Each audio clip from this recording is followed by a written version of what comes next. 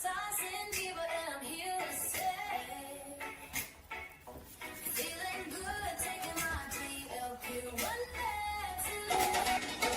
One whole year, wiped away my fears. Done 60 pounds, but that's no all. I kept on going even through the storm. My A1C went down. I still have work to do.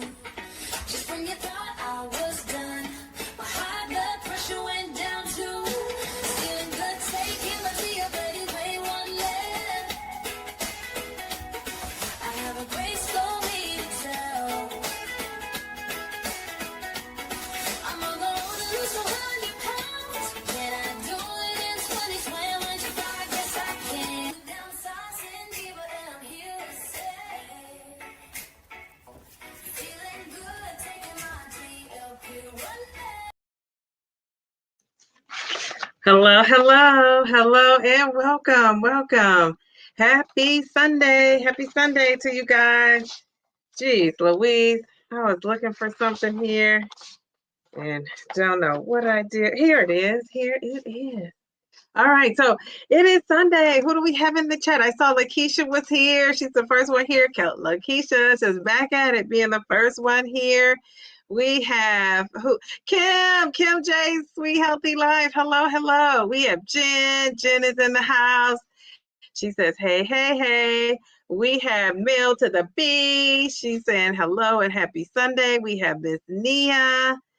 All right, so we're going to get started. So this is my week 68. You know, I have to look up these weeks. I'm always a little confused about what week it is.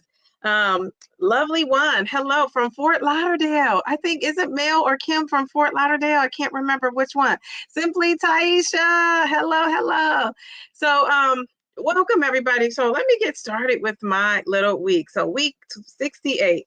And you guys know I went to the doctor and I kind of talked about it in a video. I was so excited to to let people know what I was doing. And people were saying, we want to know if you're titrating up, not to wait till Sunday. So that's why I put out a video yesterday. And my goal was to get it out by 3. I knew I wouldn't do that, but I did get it out after the live last night. So thank you for the people that came to the live. Thank you for the people that also, gave super chats and participated in the chat and just got something out of it. I even learned a lot on that live. So go and check that live out if you did not see it, about perimenopause and menopause. I thought it was excellent. So I'm going to go back and watch it. I sent it to some of my friends that are, I know, going through these issues and, having some struggles. So yeah, I can't wait to see what they say about it too. So anyway, let's dive right into this doctor's appointment. So, I go to the doctor. As you guys know, I am titrating up. And you know what? Honestly, I didn't really know I was titrating up until that day when I got up on Friday. I thought I just probably need to titrate up because, like I said, I've just been having food noise. The food noise was chatter for me for a long time, here and there over the course of time. When it does come back that, 4th, 5th day where, you're thinking about food a little bit more, the medication for me, I know that doesn't happen for everybody, wears off a little bit. So here and there, I would have that. And then it just was loud. It was loud. And remember, I was trying to decide if it was emotional things going on with my daughter, with ending my school year, with my hectic schedule. I was trying to figure that out. And I was also trying to decide whether it has anything to do with like Lent and, the fact that I changed my eating. And, during Lent, I was eating a lot of carbs. So, all of that, it's only so much seafood I can eat. I don't know if I share with you guys, I am a carb lover, not just sweets and candy and all that. I just love like potatoes and rice and, any of that kind of stuff. And sweet potatoes, I know, are the better potatoes. I love those too. I just love all things carbs. I was a carb girl. And I still kind of am a carb girl a little bit, but I'm learning to embrace the protein. I only eat before Lent and before I, I'm still trying to change that diet to totally. Now, after my doctor, I'm have to do something different, I think. But, I always I'm never been a meat eater. And you don't have to be overweight, though, to not be a meat eater. My grandmother was maybe a size 2 all of her life, maybe a 4 if she, ever got up to a 4. Her nickname was Tiny because she was a little lady. And she was all she really ate was meat and vegetables, and then she got to a point where she just ate carbs. But I think her system was just so used to whatever she was doing, that and she wasn't a big sweet eater either, so maybe that's the difference with her. Like, no women in my family ever had weight issues. It's really just been me. And then my cousin took this shot, those shots, I don't know what it was called, but they used to have these shots back in the day where you would take, and they probably still have them, to prevent pregnancy. And she went from being, thin to just a thickums, and still is to this day. And we can't believe she put on weight because she could never put on weight. So she put on weight after she got that shot, that, she was taking those shots. So it's just crazy. So I've been the only one. So I know my weight is probably, it's not really genetic. Even on my dad's side, it's probably just, just kind of like that emotional type of eating. And remember, I don't really drink. Never smoked. So a lot of people have vices, like social vices, where they're drinking or doing other things. And I was just all about the food. Like, I'm a snack girl and all of that. So anyway, all of that contributes to, where I'm at today. So I said all that to say, after my doctor's visit, I really do want to do something different with my eating, which is incorporate more protein. And the funny thing is, I want to incorporate more protein, but I forgot to ask her how much she thought I should eat. I'm telling you, my doctor is so sweet. She's so kind, but she never really tells me like what to eat and how to eat. Like, we talk about women kind of things like bone density and, what she told me, don't get an DEXA scan. I have to share that too. We talk about that, but she's really not into that. Thank you, Jen. I saw the depot shot. That's what that is. So she's really, my doctor is not really into like telling you what to eat and how to eat. And so, I have been to a dietitian before. One of my besties was going to school to be a nutritionist. I have to talk to her because I don't know if she did that. She's a business owner and she owns multiple businesses. So she's busy. So but that was one of the things she was talking about doing. So Bria, if you're out there, I'm talking about you. And here recently she was having some issues with menopause, perimenopause, and making some decisions. So I hope she watches that video too. But anyway, so I'm gonna have to ask her because she might can help me out. I think my insurance though would cover it. So I got a year to get everything out of this insurance I can get before I retire, and then who knows what my insurance is going to look like. So we didn't really talk, so I forgot to ask her about that protein. So, right away she said, you think you should titrate up. I think she thought I was like a soldier in a war, and I consider myself like Rocky because I felt like I was duking it out with that 12.5, that 10 milligrams, like duking it out to not give into as many thoughts about eating and cravings as I had. So and then this is just a thought. Now this is just me thinking out loud. Don't tell anybody. It's just us on here. But I said to myself, I am going to say I am a thinker. I'm somebody who thinks things through for the most part. Now, sometimes I get up and I have an idea or something I want to do and I just run with it. But some things I do think out. And I thought, to me, this is my thinking. And this is not, you don't have to think this way. G's 101. If you're out there listening, you don't have to think this way. Because I know he's like, just go up already. But, I think you got to work things out. Like, I think I want to know what it feels like. Because, I haven't known this for 15 months because I've been, the medication has been doing its thing. But I want to know, like, what it feels like to have that hunger and work through it, right? Really use the medication as that tool for me in my thinking. And I thought, when you get to 15 milligrams, what are you going to do then? You're not going to, there's no next dose. So when you get to 15, now I realize I'm not on it, but just go with my thinking here for a second. But when you get to 15 milligrams and you get hungry and all of that, or you have that food noise coming back, like, Countess, she was one of those people I can think of off the top of my head. What did she have to do? She had to tweak what she was doing. And you should have seen people tearing her up in those comments saying, you eat too much, you don't cook enough, you need to work out a little bit more. So you see she's showing her workouts on her videos now. So I guess that's what I'm saying. Like, so for me, I just kind of wanted to work through that while I can work through it. I'm in a situation where I don't have to worry about paying an arm and a leg right now for the medication. So I can work it out and work that out. So that was also a part of my thinking as well. And I think, I could get to the 15. I'll be happy to get on 15 if I need 15.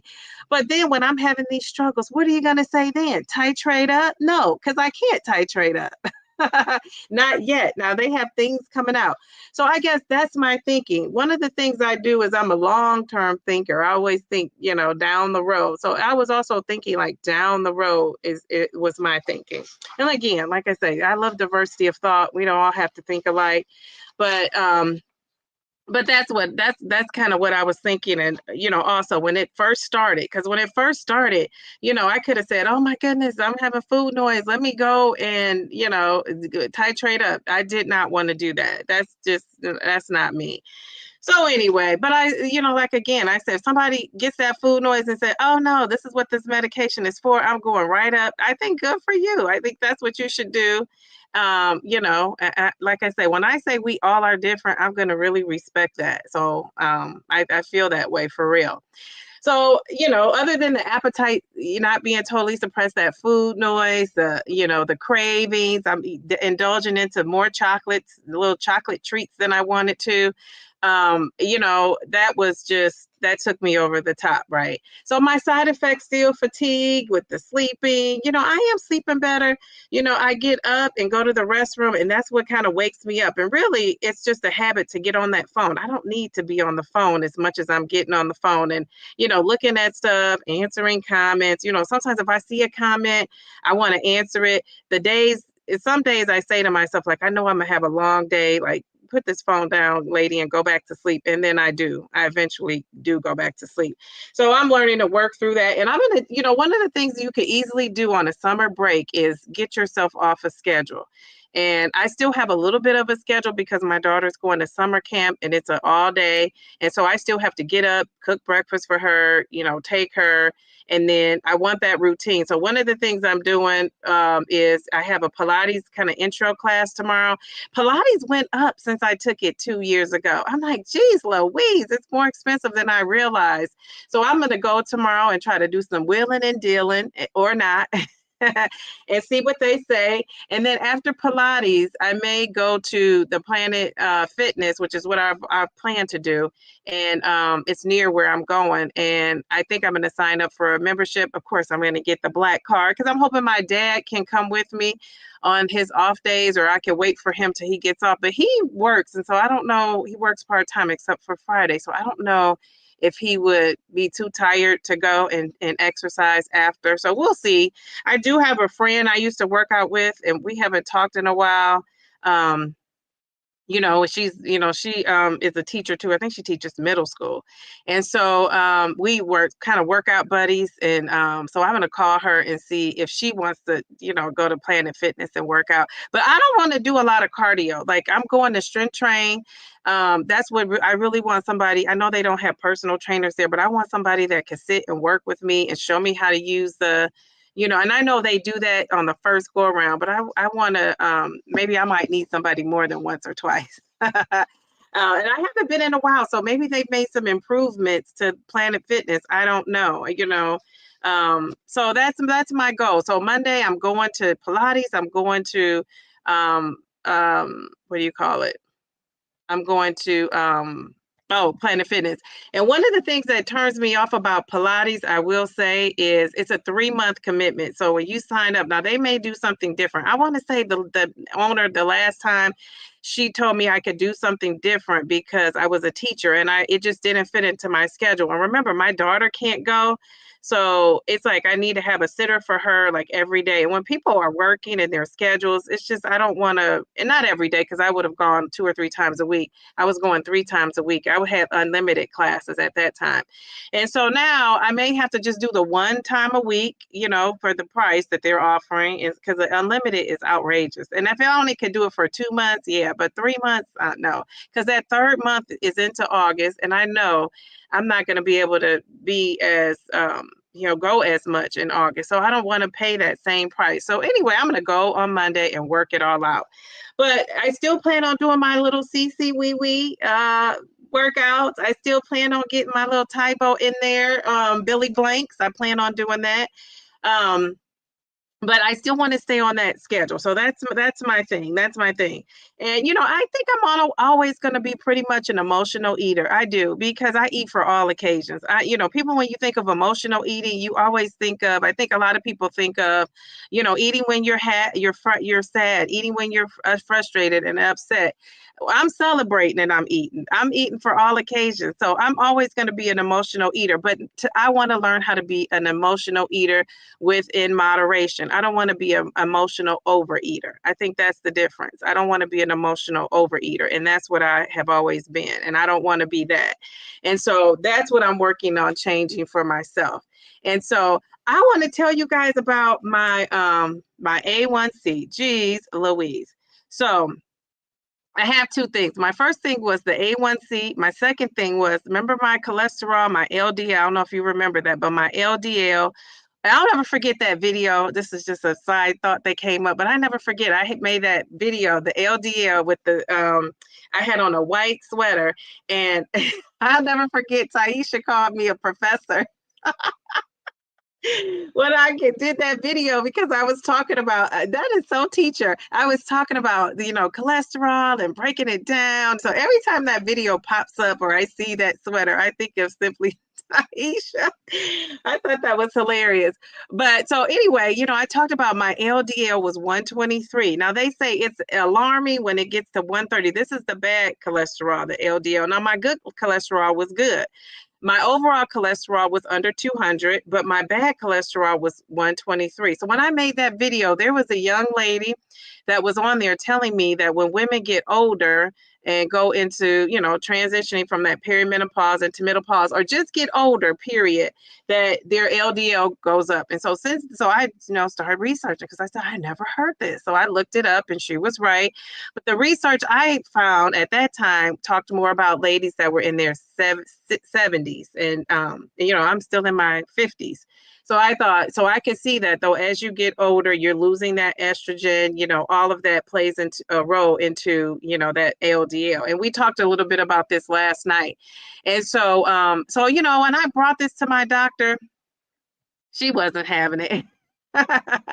She said, well, it is related. And I do realize it's related to your heart and all of that. But I told her, so what I wanted was another test to see where my cholesterol was at. She did not want to do it. She said, no. She said, I think we should do it in 6 months. I go every 3 months. So she says, you have to give yourself a chance to really get some data. She said 3 months, I think, is too short of a time. And she said, I say you should do it in, February, March, April. She said 4 months, because it would have been almost 4 months.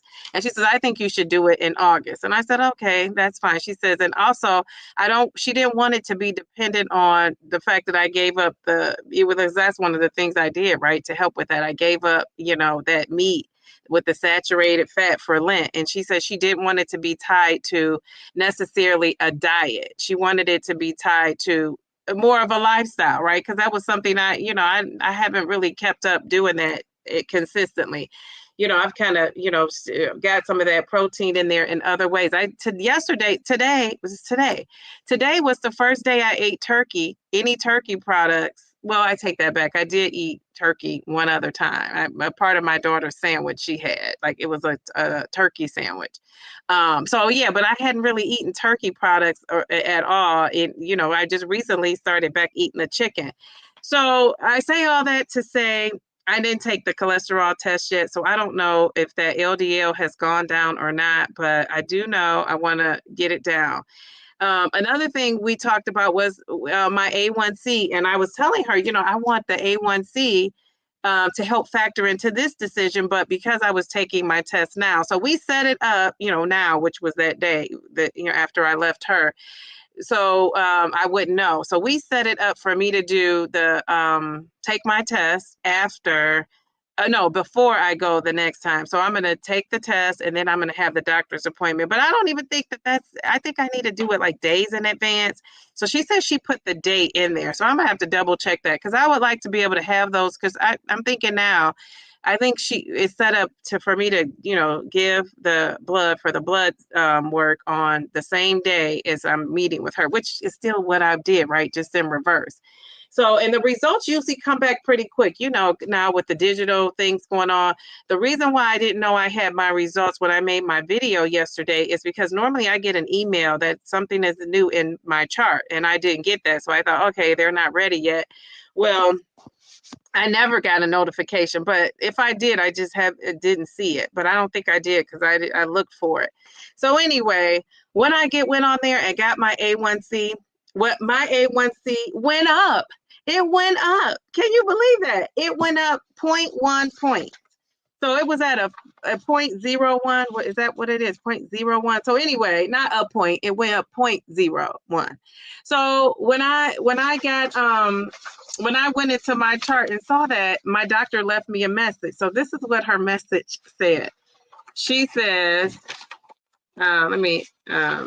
she says, your hemoglobin A1C is more or less the same compared to last time. And I said, the same. It is not the same.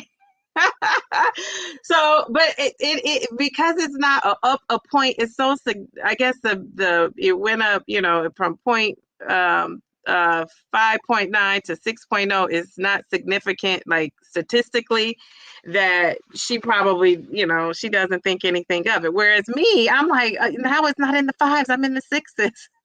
So I was so flabbergasted, right?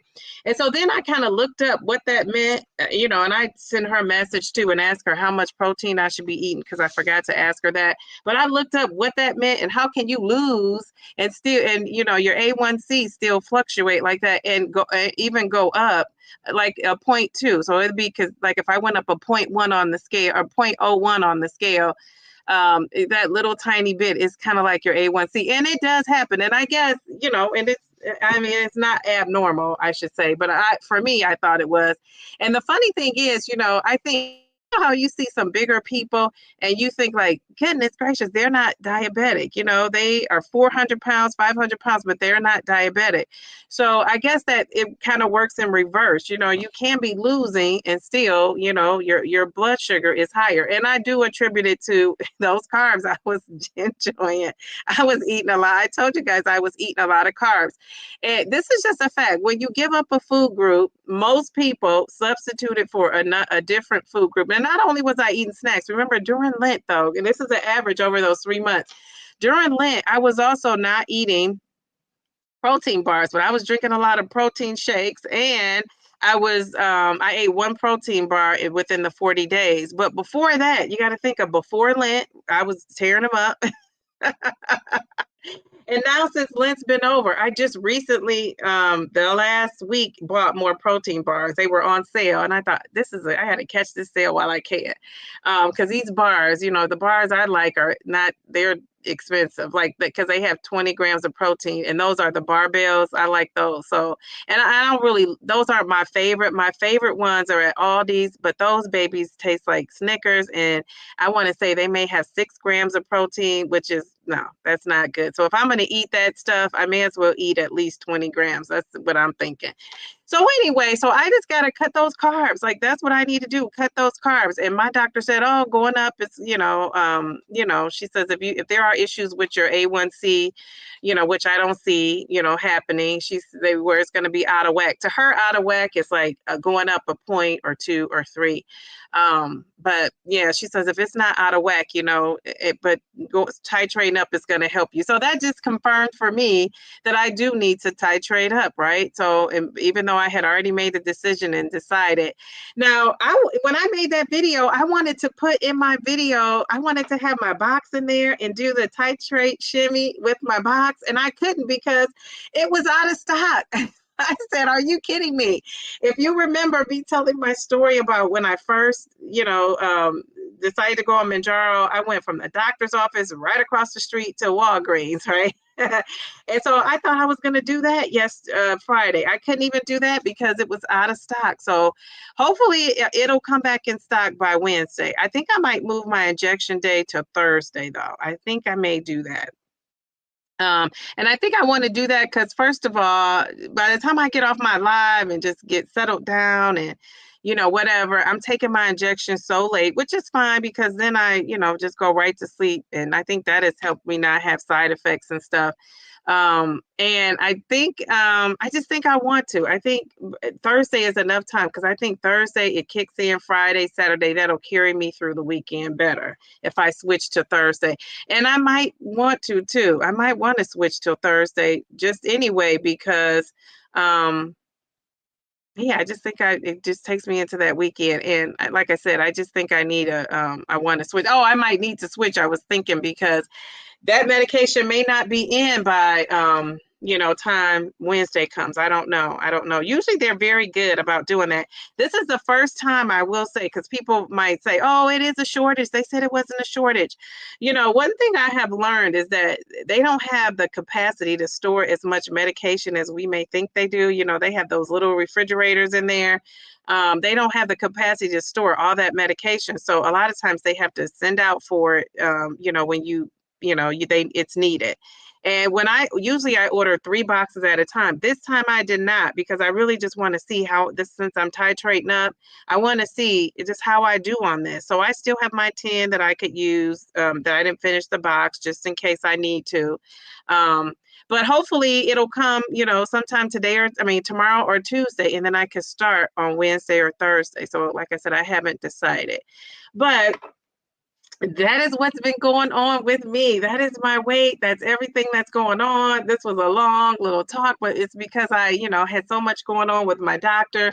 And so, yeah, my doctor is easy peasy, lemon squeezy. I was telling Jen, and we were talking in the comments, and I said, I felt like I was saying that to everybody, but Jen responded specifically to this. And she was saying, they only really have 20 minutes.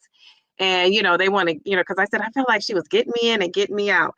And I was telling Jen, I think too with me because, I didn't talk about the DEXA scan. Let me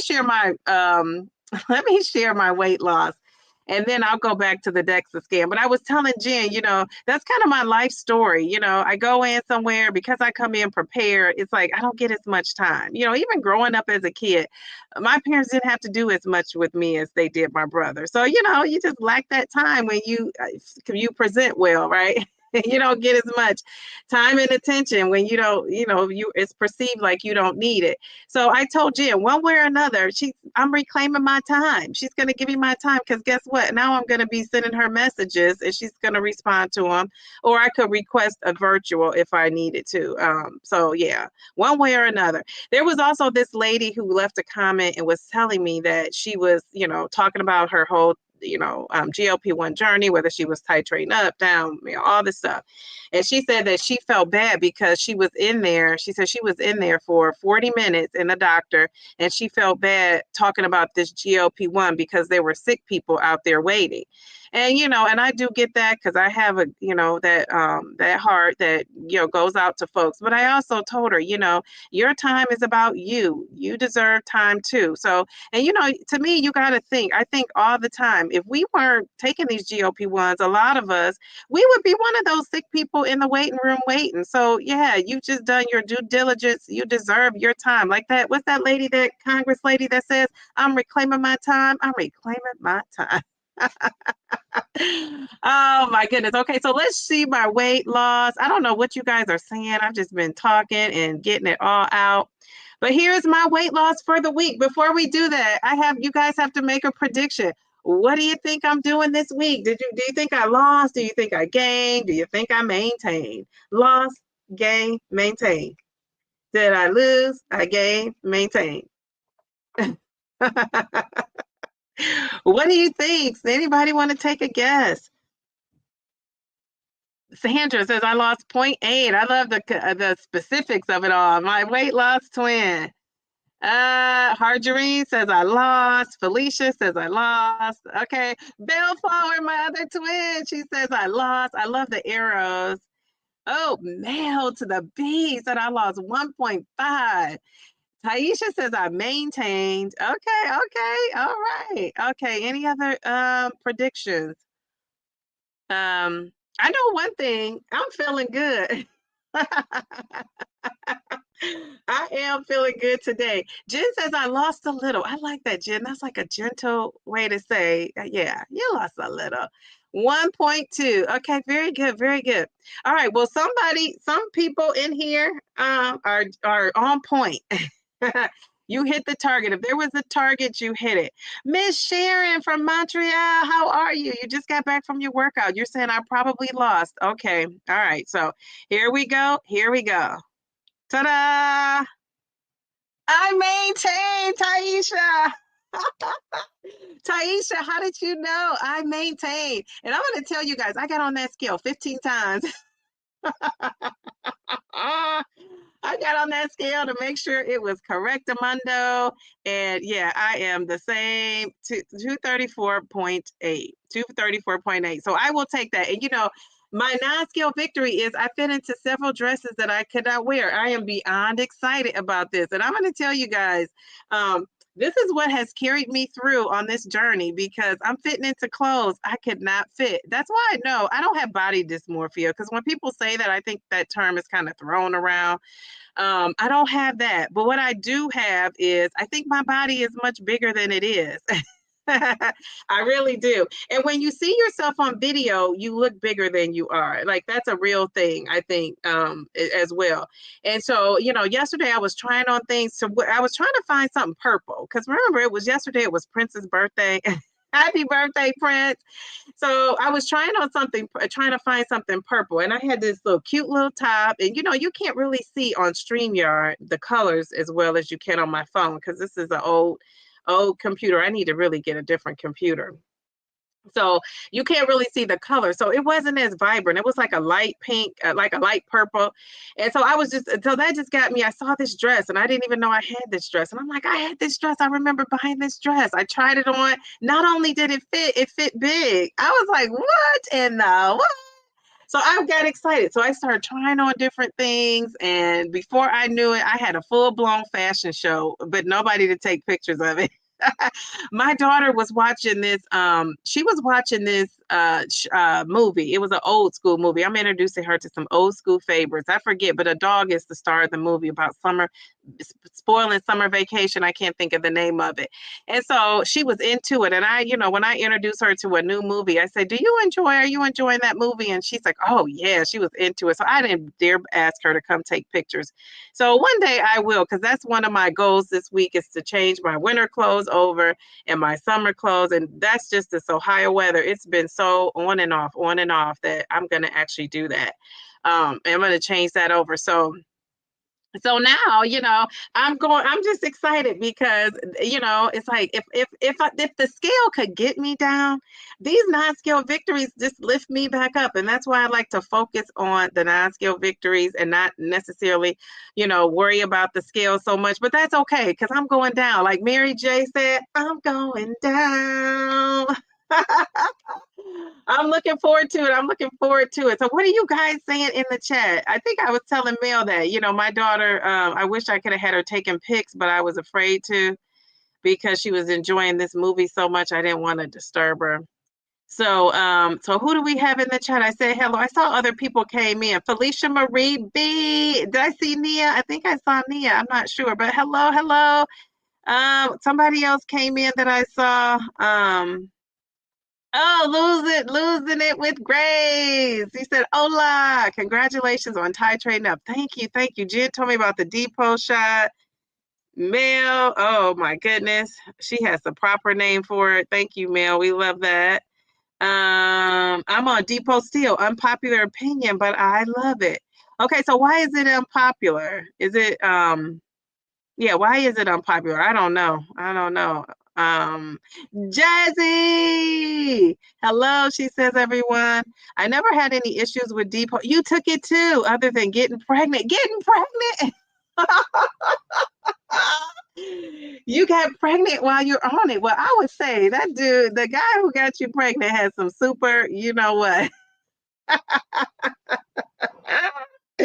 I don't even know if you could say that word on YouTube. There, you know, they've gotten really strict too with you know, what you can and can't say. So I'm not gonna say it, but you guys can use your imagination. You got to use your imagination. Taisha, I'm 46 and single. If I get pregnant, it will be a a Festiva's miracle. Love it, love it, love it. You know, I'm going to tell you, one of my mom's friends back in the day, she was around, I want to say she was in her 40s, high, like maybe 47, 48. She got her tubes tied and she got pregnant. And I know that you're not talking about your tubes tied, but I'm just telling you, for somebody older, it happens.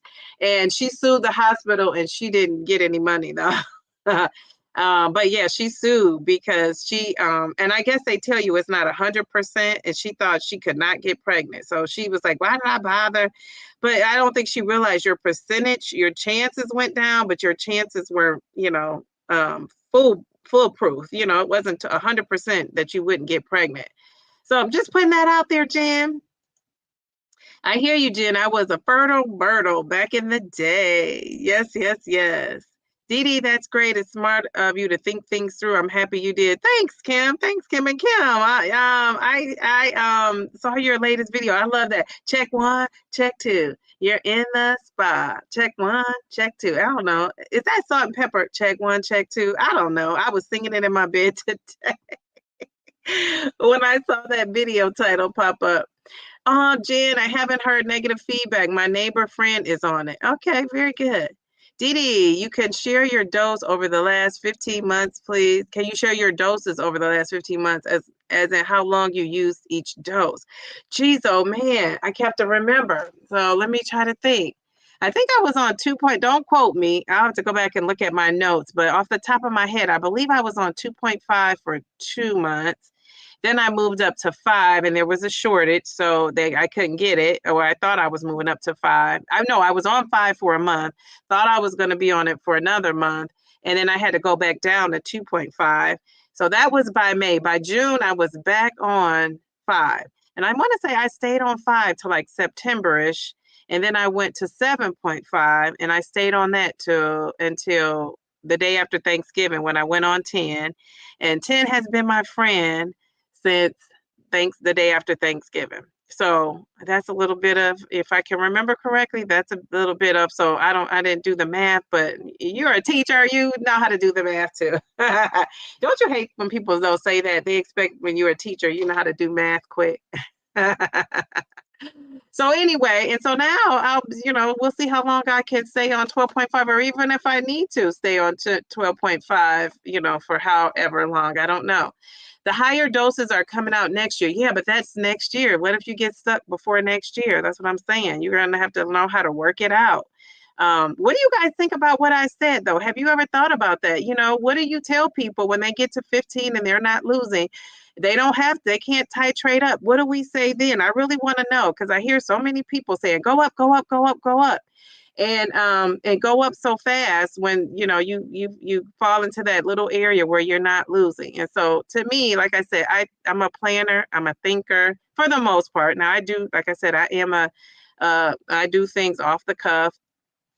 A lot of times if I have an idea, most of the time, usually that's like creative stuff though. Like the creativity, if I have a creative idea, I'm up and I'm running with it, right? But if I have like something that it's going to affect my life and how I'm living every day, I'm definitely going to think it through if I can.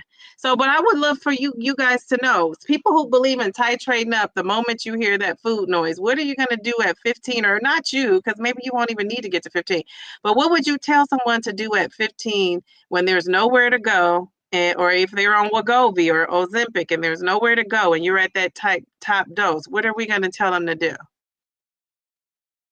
And people are saying, hello, hello, hello. I don't know, Dee Dee. I just don't want to suffer. I am at maintenance and tried 2.5 and then 5, but I had to think too much. Now I love that. Now I'm at 7 and it's easy, no struggles. Okay. And so that's how it was for me until I hit that struggle. That's why I was just having this conversation with somebody. I call myself a turtle. Technically, I'm not a turtle because a turtle is a lot slower than even I have gone, right? A lot of people who think they're turtles aren't turtles, but it feels like you're a turtle. And I feel like, how the turtle is walking, like he's just strutting. He's so confident in it too. He's like going and going and going. Meanwhile, other people are, they ran a race, they're having a drink, they're drinking lemonade, they're in the shade, and the turtle is just still trotting along. He's going, he's going. I feel like that turtle, like I got that turtle swag.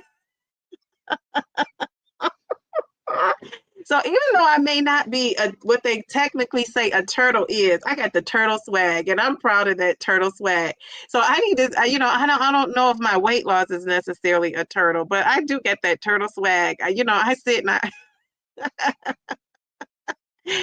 I'm doing my thing. I'm smooth sailing, easy peasy. And so I, like you, lovely one, was easy peasy until I wasn't. I was easy peasy until it wasn't easy peasy. Like I say this all the time. It's like how people love you until they don't. Those doses work until they don't. And I'm saying, when I got to the 10, now I'm up there with the big boys. Now I'm up in the big leagues like the Jeffersons. And I say to myself, what am I gonna do? So for me, because I had so much going on, see, I think you guys are losing sight too of, and maybe you're not, maybe I'm losing sight that you're losing sight, but for me, I had so much going on at the same time. It's all that noise going on, right? It's a lot of things going on around the same time this happened. So knowing that I'm an emotional eater that I am, that's why I approached it also the way I did, because I thought this isn't ordinary. This is not like a regular month for me. It was things going on. I told you my daughter was hospitalized, Mother's Day going on. My mom passed. My mom and I were like the tightest. People used to always say, I've never met a mother and daughter as tight as you guys are. So, I just think I had that going on. I had, my dad's having some struggles here and there, just a lot going on that, led up to all that emotional eating. And then, during Lent, I was doing a lot of extra, more, I would say, praying and that sort of thing. So even though that's a great thing, that's still an emotional things I had going on. So like I said, it was just a lot. And then school ending, me deciding to retire. And at this point, I'm 99.8% that I'm retiring. But I always say, because I know people at my job, some people that know are watching, don't plan my job out, because if my papers aren't in, I'm still there. Don't plan my job until the paperwork comes out. And so I submit the paperwork, I should say. So, so that, and then the end of the year, you're just wrapping things up, saying goodbye. So I had 7 teachers that are retiring in my, job, and, 2 of them, are just, I'm tight with. So all those emotions, you got to do something with them. So I didn't know if that also contributed to it. But, I say, I think reminds me of Mel, how Mel says, don't white knuckle it. So I think you're taking Mel's advice instead of with the menopause and perimenopause, you're taking it with the GLP-1. And so it's so funny how some people want you to sit in that GLP-1, but they don't want you to sit in with the other stuff. They're like, take the medication, you need it. So it's just interesting, like I said, I love diversity of thought. And I do think, like I said, for me, I think my thinking is there are other things I could do and to see, what is going on. Because like I said, I don't want to get into 15 and be on here with you guys, biting my nails, waiting for a Red or True Tide to come out. And I might still do it. I don't know. You just never know. Dee, I'm excited for you to start Pilates. Me too. Me too. And the good thing is I'm no stranger. And this will be interesting because when I did Pilates before, I was literally 300 pounds. Like I was over. Now I'm floating in there at 234. So I think that's a great thing. So let me get through these comments. I'm going to tell you about the DEXA scan and then I won't keep you. I still can't bring myself to sign up for classes. I'm really comfortable with working out at home. I'm looking forward to hearing how you like the classes. Yes. And I'm thinking I'm going to like them better. I remember my first day, 300 pounds. First of all, you go in there. I was expecting to see more women that were just like, not overweight, like just, like my mom's size, like small, size 4, flexible, ready to go. And it was some of those women in there, but it was also bigger women in there. That really made me feel more comfortable. So there's a lot of truth to wanting to see people in you, and they don't have to be the same color as you, right? Just seeing somebody that's around my same size or even bigger than me gave me comfort, and it made me feel like, geez, I'm not out of place. I can do it. And so I thought to myself I was going to get in there and be a little bit embarrassed to be there or not be able to do the things and want to leave out, but that wasn't it. And really, the lady I had, it was one that was tough. But the lady, and she stayed on me, the tough one. Like she always over, like trying to get me to do it the correct way, which I loved. I felt like I was getting individual attention. But she was just, you could tell, how like if you're a teacher, you understand, you see a student and you see they have so much potential and you really just want to see it for them, right? And so you really want them to do well. And that's how this lady took up with me. But she was tough. Like I liked going to her class, but I almost wanted to avoid it. And then I like to be under the radar. Like the spotlight was on me because she's always like bringing attention to me, I felt like. But it pushed me too because I wanted to do well. So we'll see how it goes, Taisha. Like I say, if it's different, if it's anything like the egg prices, the prices went up, but the quality is still the same.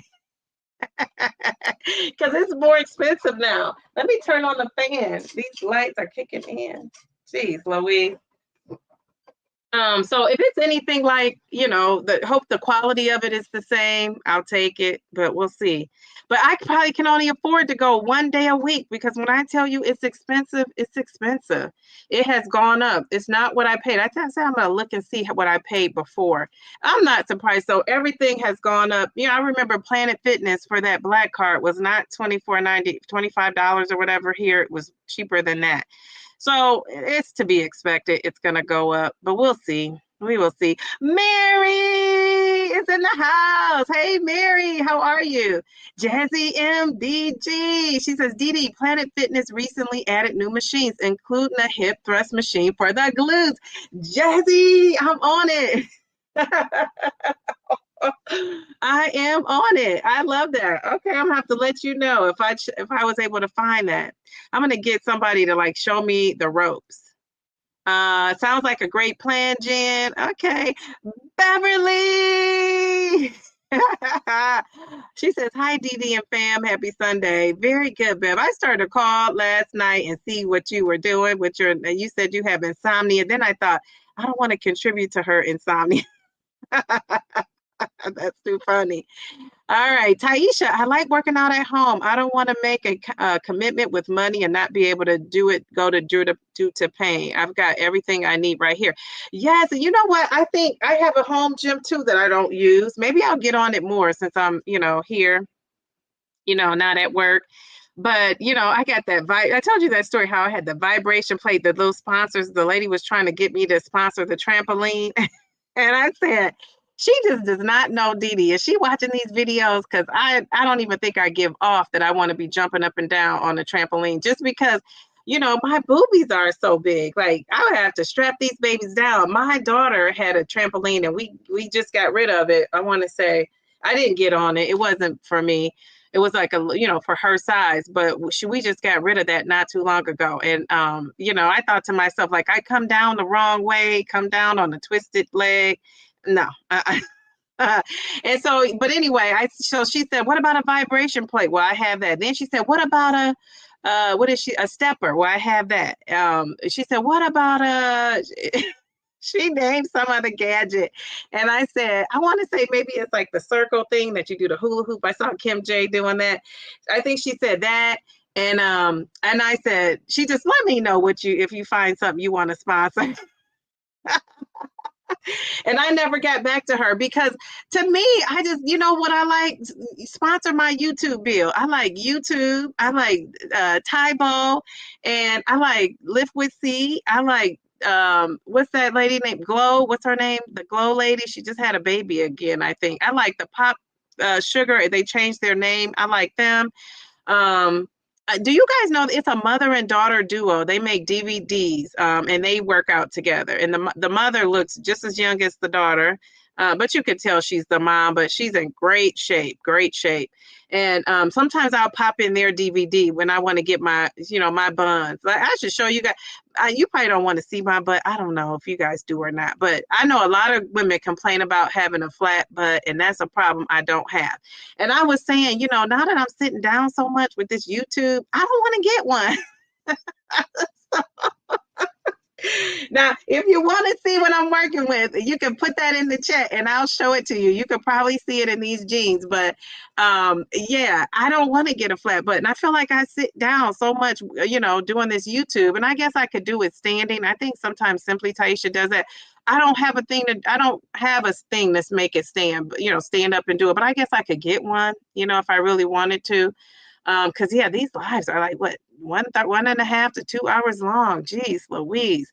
But yeah. And I know we're not trying to look at me just to be looking at me, but I'm just saying, if you want to see what I'm trying to keep my behind like that apple shape, I gotta, keep my buns in gear. So it's so much after that menopause thing, it's so much to do. I got to do my pelvic thrust. I got to get on that hip thing that Jazzy just told me about. I got to I got to keep it. I got to keep it on. I got to get me some. I got to keep it. Well, I am juicy, Mel. Okay, I'm still juicy. But so I can stay juicy, Mel said, you got to get some of those suppository thingies with the testosterone. So I got a lot to do. Jeez Louise, you just got me off on the tangent. Sorry. All right, Healthy Spirit Podcast. Tia, she says, hello, everyone. Jumping in a little late. We're glad you're here. Tia. Is everyone seeing the constant emoji reaction? No. Who's putting them in there? Am I doing that? I don't know. Mel B. Oh. Where are you seeing emojis at? I don't see any. Send them my way. Oh, thank you, Mel. She says, please hit the like button if you haven't. Yes. Will going up in dose help you with your A1C? I just feel like it should be normal by now, right? Yes, you know what? That's a thing too. It not really. It just depends. So yeah, I might be one of those people that need a higher dose to get my A1C down, up to where it's within normal range. And remember, when those studies were done, the data was collected from 15 milligrams, not necessarily these lower doses, right? But we just found out for weight loss, and even some people's A1C has come all the way down. Now, this is not true I don't know this to be true for everybody, but I just know the people I talk to that they're and Kim is in here. She could, she could talk to this. Their A1C has really gone down because they really cut those carbs more than I have cut the carbs. And even though I was eating, less than 100, which 100 is on the higher end for some people, when I was doing Lent, I was way above that, because I was eating, mostly whole foods, which were, the quinoa, the rice. I was eating sweet potatoes. I was eating beans. And so, it just depends. It just depends. So for me, because I, am, a type 2, I probably do need to go up. And that's what I said. Now, if I had already known what my A1C was before I went, I would have just said, I'm titrating up, right? So if I would have said, no, I'm staying on 10, and then I got that result. No, if you look this up, scientifically speaking, they're going to say it's not a significant difference at all. But in my mind, maybe if it was like 5.8 and then it was a 5.9, I wouldn't be as I'm not even concerned, but I wouldn't be as like, oh my goodness. But because it's a different number range, 5.9 to 6.0, I'm just kind of like, geez Louise, like we got to get this baby back in the 5. So yeah, so that's my goal for the next one. I'm going to just cut those carbs. And if I cut those carbs enough and I still don't go down as much as I would like to, because it's hard to move it down one whole point. It really is. So people that are doing that are really cutting those carbs. But if it's hard to move down for me, then I may need to be on the 15. Because remember, my first goal is really to lower my A1C, and weight loss is just an excellent, blessing on the side. It's like icing on the cake. And so yeah, so cutting the carbs are so hard for me because I don't love meat. So I'm gonna have to fall in love with eating meat like I love these carbs. And if you haven't learned this about me, I'm up for a challenge. Like, I'll do it, and I'll tweak what I need to tweak and keep it moving. I'm not gonna cry about it, labor over it. I'm going in the right direction with all my numbers. And so, but this is important though, because I gotta, I don't want to be in the pre-diabetic range. I want to be totally out. And that's my goal. So that's what I'm on a mission to do. So I still have some snacks here from my daughter. And I'm going to have to get rid of those snacks. And she doesn't need them anyway. She loves fruits and vegetables. Everybody loves that. They were like, your daughter, she eats like, not like an 8-year-old. So, I mean, somebody asked her what I cooked last week. And you remember I told you I was cooking a pot of green beans in the crock pot. She was so excited about those green beans. She ate the green beans first. I cook greens. She's on it with the greens. I mean, any vegetable that she likes. The only one she really doesn't like is broccoli. But salad, I make her a salad and she can have fries with it. She will eat the salad first because she just loves having the salad. So I'm kind of blessed in that way. So she won't, she won't miss it if it's not here. So instead of, her little sweet treats I'm having around, I probably won't want them now that I'm on this 12.5. But what I'll do is we'll just make smoothies. I'll make those for her too. And, I'm just going to work it out. I'm going to drink a little bit more water here. I'm going to up that protein, and I'm going to introduce that turkey and chicken, and just make sure my chicken is my chicken's going to have to be organic kind of chicken. I think sometimes this chicken, I usually get my chicken from Whole Foods, but yeah, I just want a better quality of chicken, I think. Because sometimes my daughter, she'll eat like those chicken tenders. I try to buy the ones that are supposed to be like I don't know if you guys know, it's a brand called Bell. What's it called? Bell and something. I'll have to bring it the next time. But it's supposed to be one of the more healthier brands. But I don't know how healthy you could be if you're adding breading onto the meat, because it was pre-cooked, but in order for you to cook it with that breading on there. So it's things like that when I was in a rush, or didn't want to cook or didn't take something out of the freezer that I would eat. So yeah, I'm just going to have to be more diligent with that. But I'm not one of those people that's into like the which I think is a good thing for me in my situation, but I don't like a lot of like sugar-free stuff. So I don't really like that. I don't really like the sugar-free because I think that aspartame and all those, ways they sweeten it up, if it's not a natural sweetener, yeah, I don't want to mess around with that. So yeah. And I guess that's LMNT too, right? Doesn't LMNT have a little bit? So I think that's where I'm getting it from if I do have anything that's like that. But I see people bringing their A1C down, eating all that stuff. And and I just don't care for that stuff, but it's working for people. So, I'm not bashing it. I'm just saying I don't like the taste of it. I don't like that stuff. I just really like pure water. I think being over 300 pounds, the reason why I was able to be over 300 pounds and look good on paper for so long is because I don't really indulge in like the sugary drinks of it all, right? But the carbs change to sugar too. So I need to get on that bandwagon and do that. So I don't know, but one thing's for sure, we're going to work it out. I agree, Mel. 0.1 isn't bad at all. Still in the pre-diabetic range, which is a win. Oh, DD, Jesus will see you through. Yes, I am still in the pre-diabetic range. But yeah, we want to see those numbers going down, especially that one, you know? She reviewed some, I swear, bought 3 of them over the weekend. They are good. One tastes like a, yeah, see, I think if it tastes too good, it's probably too good to be true. I think it's too good to be true, Bev. Well, hold on one second.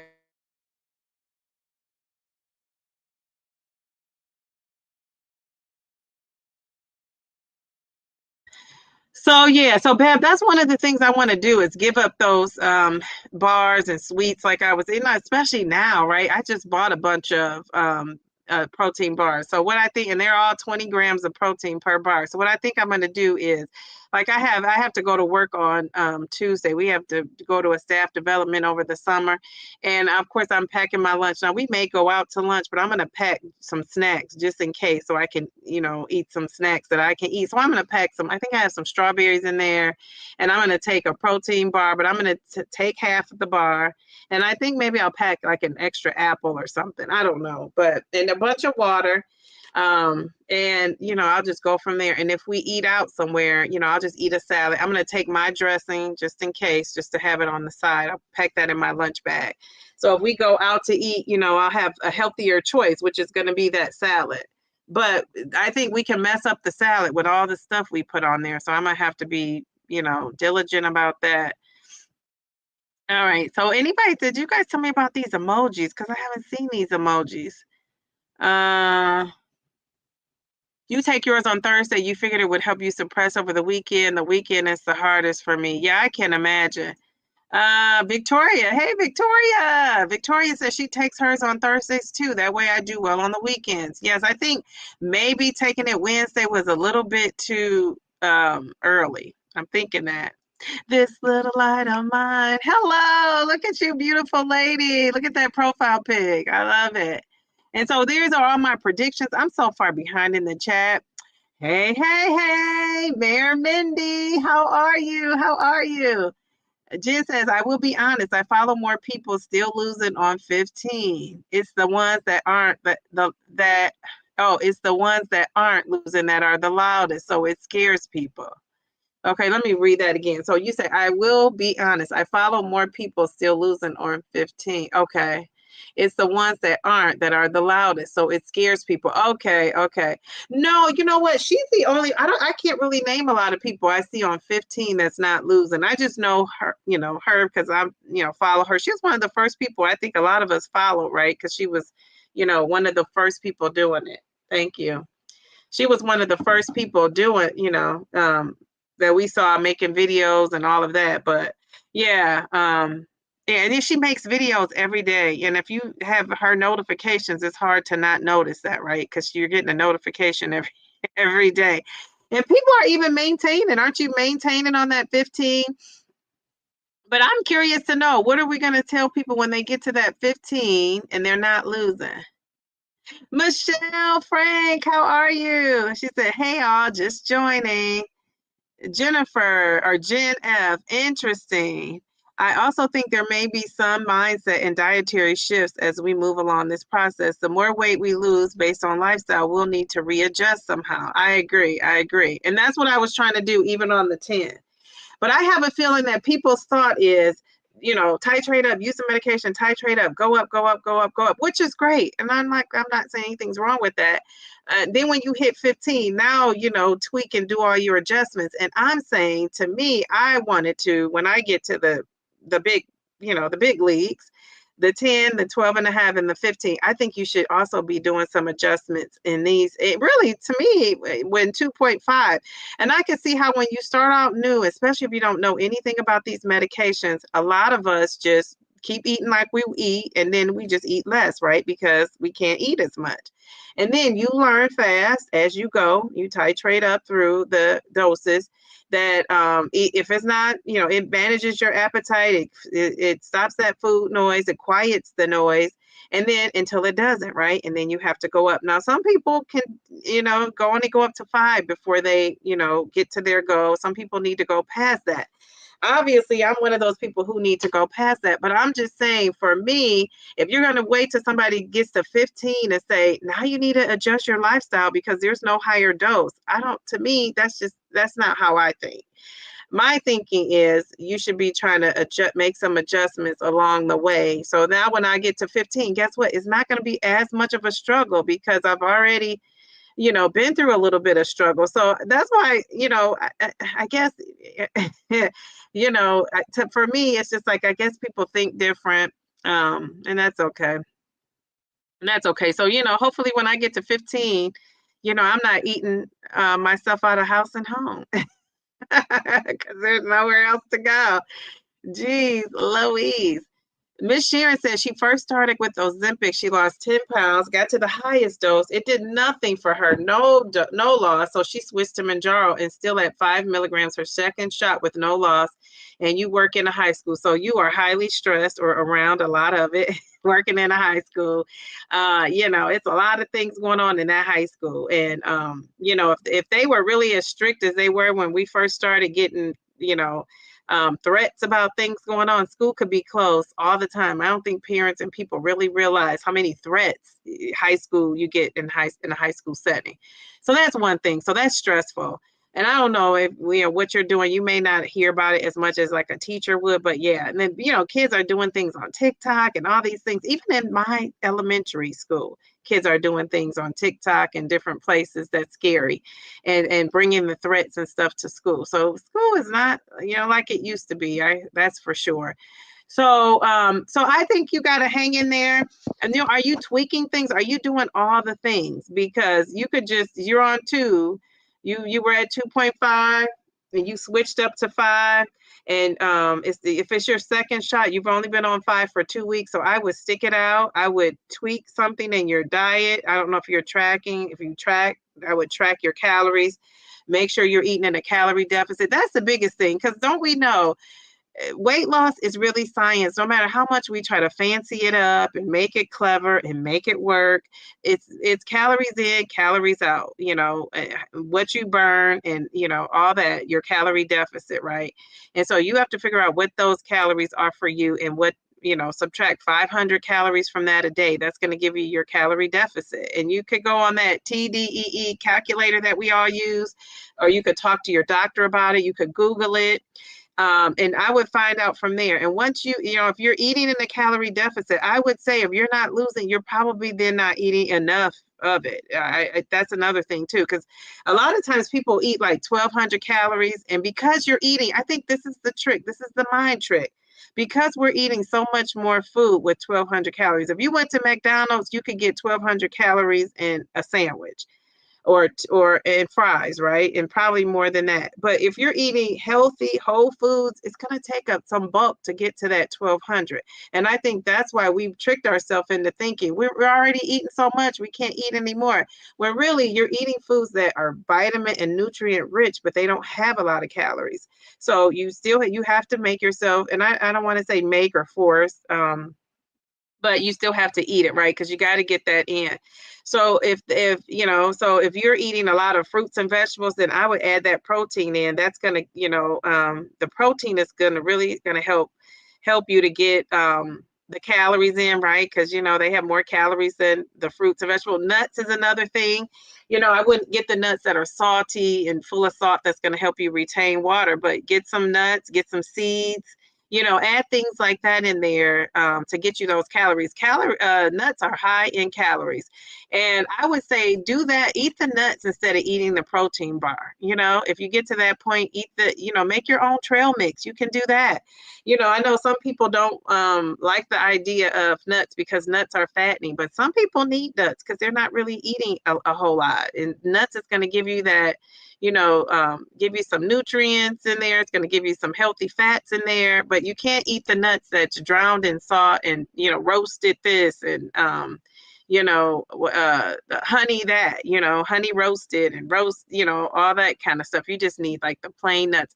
I don't know if you guys have a Trader Joe's where you live, but Trader Joe's is, to me, one of the best places to go for reasonably priced nuts. Now, you can go to Whole Foods, you're going to pay an arm and a leg. But you could go to Trader Joe's. They have some good nuts there. Walmart does too, but you got to be Walmart has a lot of nuts with salt. They don't have like a lot where I'm from with the natural, no salt. It's not as big of a selection. So anyway, I would start there. I always say start with your diet. If your diet is on point, look at your sleep, look at your water intake, look at all the other things, exercise, those things. But yeah, I don't care. I always tell people, I know this to be true because I've lived it, but I don't care how much exercise you're doing. You cannot out-exercise a bad diet. You just simply cannot. And none of us can. You just can't do it. You can't burn enough calories because haven't you been one of those people that did a lot of exercising and you looked on that bike or that treadmill and you go, I only burn that many calories. So you can't out eat a bad diet. And that's why some of these people you see doing all this exercise still aren't losing because they're not really eating the way they should be eating.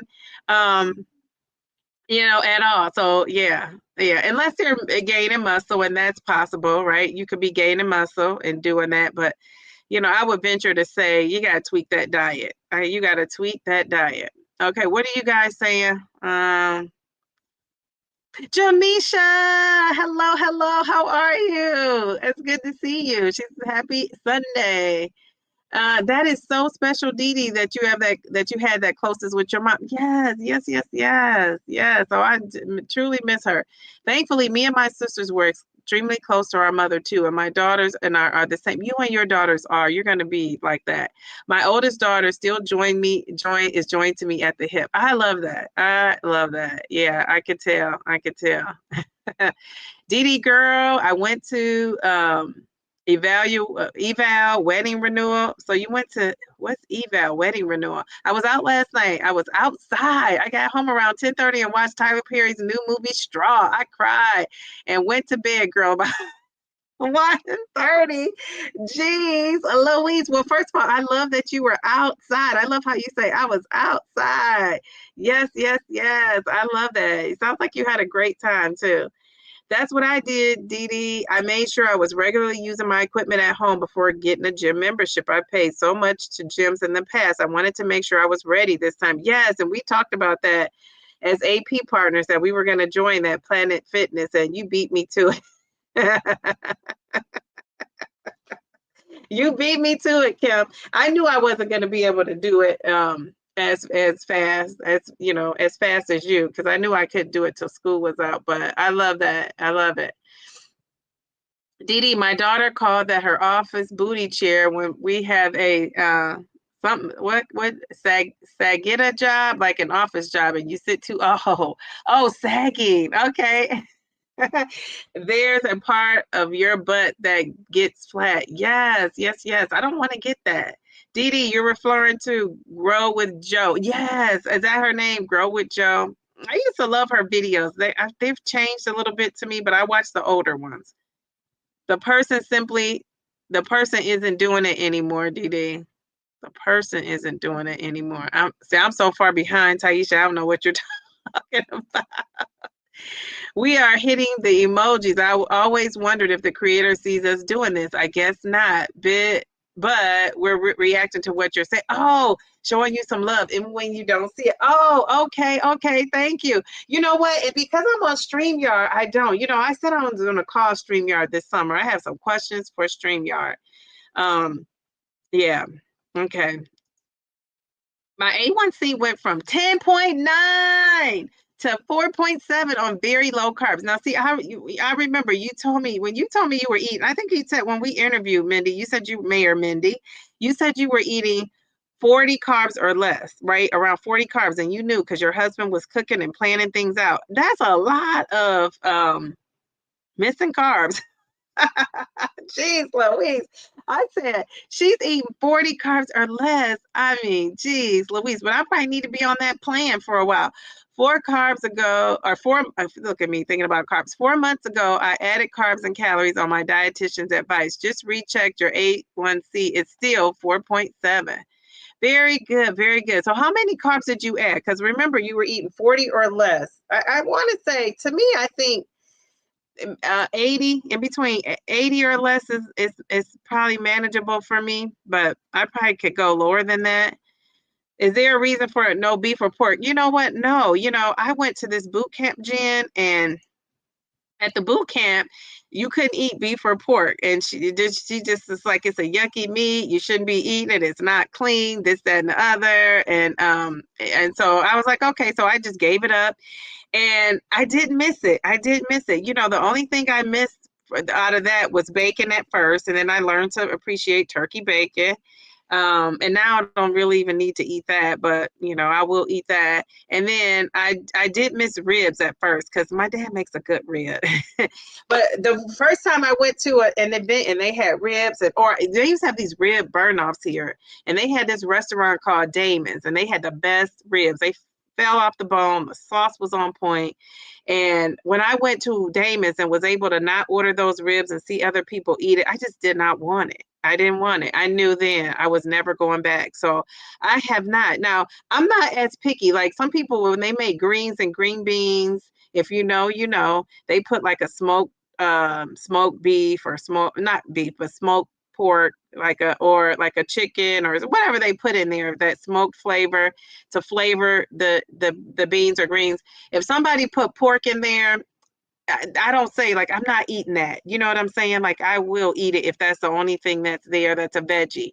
But I have passed on some greens where people leave the meat in there. Like I don't want that. But if it's just, they used it for that seasoning, that base, the broth part of it, I will eat that. Like I'm not very picky in that way. But I do know people who, if they knew pork was anywhere near something or beef, they won't eat it.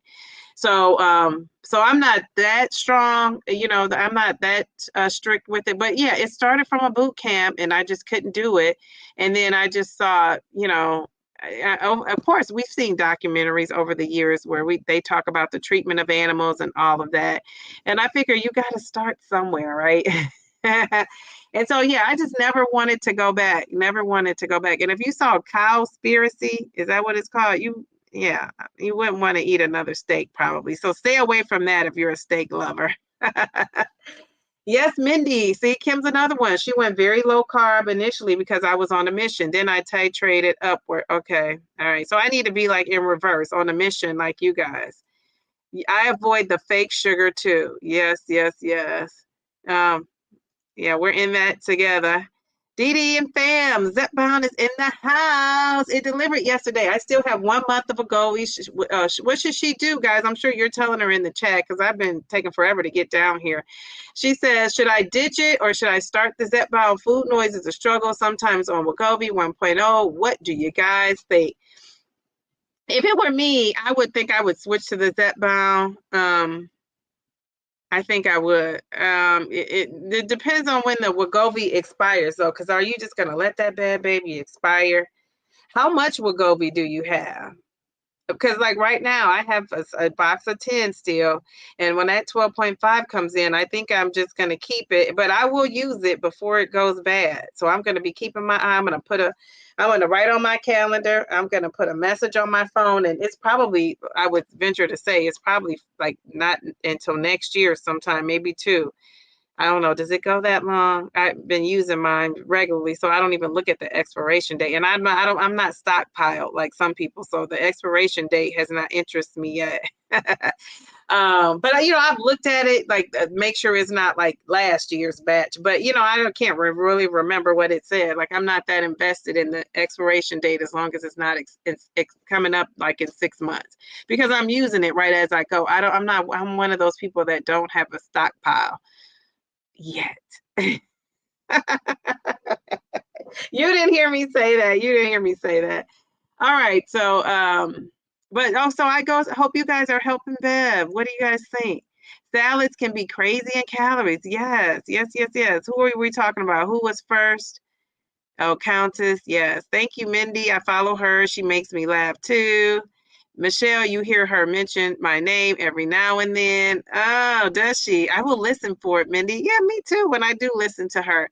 Most protein shakes and bars. No, what is she saying about you, Mayor Mindy? I want to know that. What is the Countess saying about you? Most protein shakes and bars. No drinks have at least one artificial sugar. It just depends on the person if it affects your weight loss or health in moderation if you choose to drink or eat them. Yes. Are protein bars bad? I don't eat them. Well, I will say protein bars has a lot of stuff you can't pronounce. So if you consider that bad, that's bad. And if you can't pronounce them, it's multi-syllables. It's not like like fiber. So I will say that. And I think most nutritionists are they'll probably tell you if you can't get a protein in, otherwise eat that, but they'll first tell you to eat the whole foods for sure. Um, Sometimes I worry that I'm too stingy with calories. I don't get enough, but I feel okay. You're still losing 5.5 pounds you're in months in.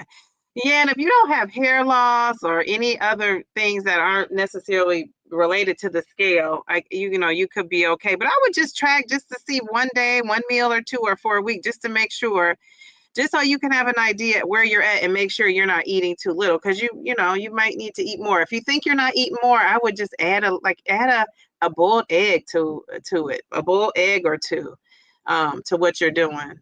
Something easy like that. Maybe not a protein bar, maybe a boiled egg. It's Darium. Good afternoon, DD, divas, devos, durable downsizers, damsels doing the most, and dudes doing the. You are funny. Well, Darium, I know it's your birthday, so we want to say happy birthday. I wonder, do you get in trouble for singing happy birthday? King Darium, happy birthday. We hope you enjoyed your special day. So I want to know, what did you do? What did you do to celebrate you? King Darium, happy birthday from Downsizing Diva and the GLP-1 family. Dun, dun, dun, dun, dun. Hey, dun, dun, dun, dun, dun. Hey, dun, dun, dun, dun, dun. Hey, Darium, how are you? It's your birthday. It was yesterday, but still, are you one of those people that celebrates all weekend? It is still your day. I'm going to take a drink of purified water. Well, it's not purified, it's spring water, just for you. There you go, Darium. Cheers to you. Oh, my goodness. I love that. All right. Let me see. These comments go down so far. Let's see. Okay. I have to scroll back up. Okay. I just saw Taisha talking about signing up for classes, so I went down too far. Okay. Miss Sharon, DD. Okay. I'm down some more. The emoji, she explained. We're talking about the Countess. Okay, we have, I'm sorry, I can hear my notifications for some reason. I'm going to put this up here. Yes, to Beverly for being outside. Yes, enjoy your sweet life. Yes. And she looks good doing it. Hey, Joanne, how are you? Joanne to success. I love that name.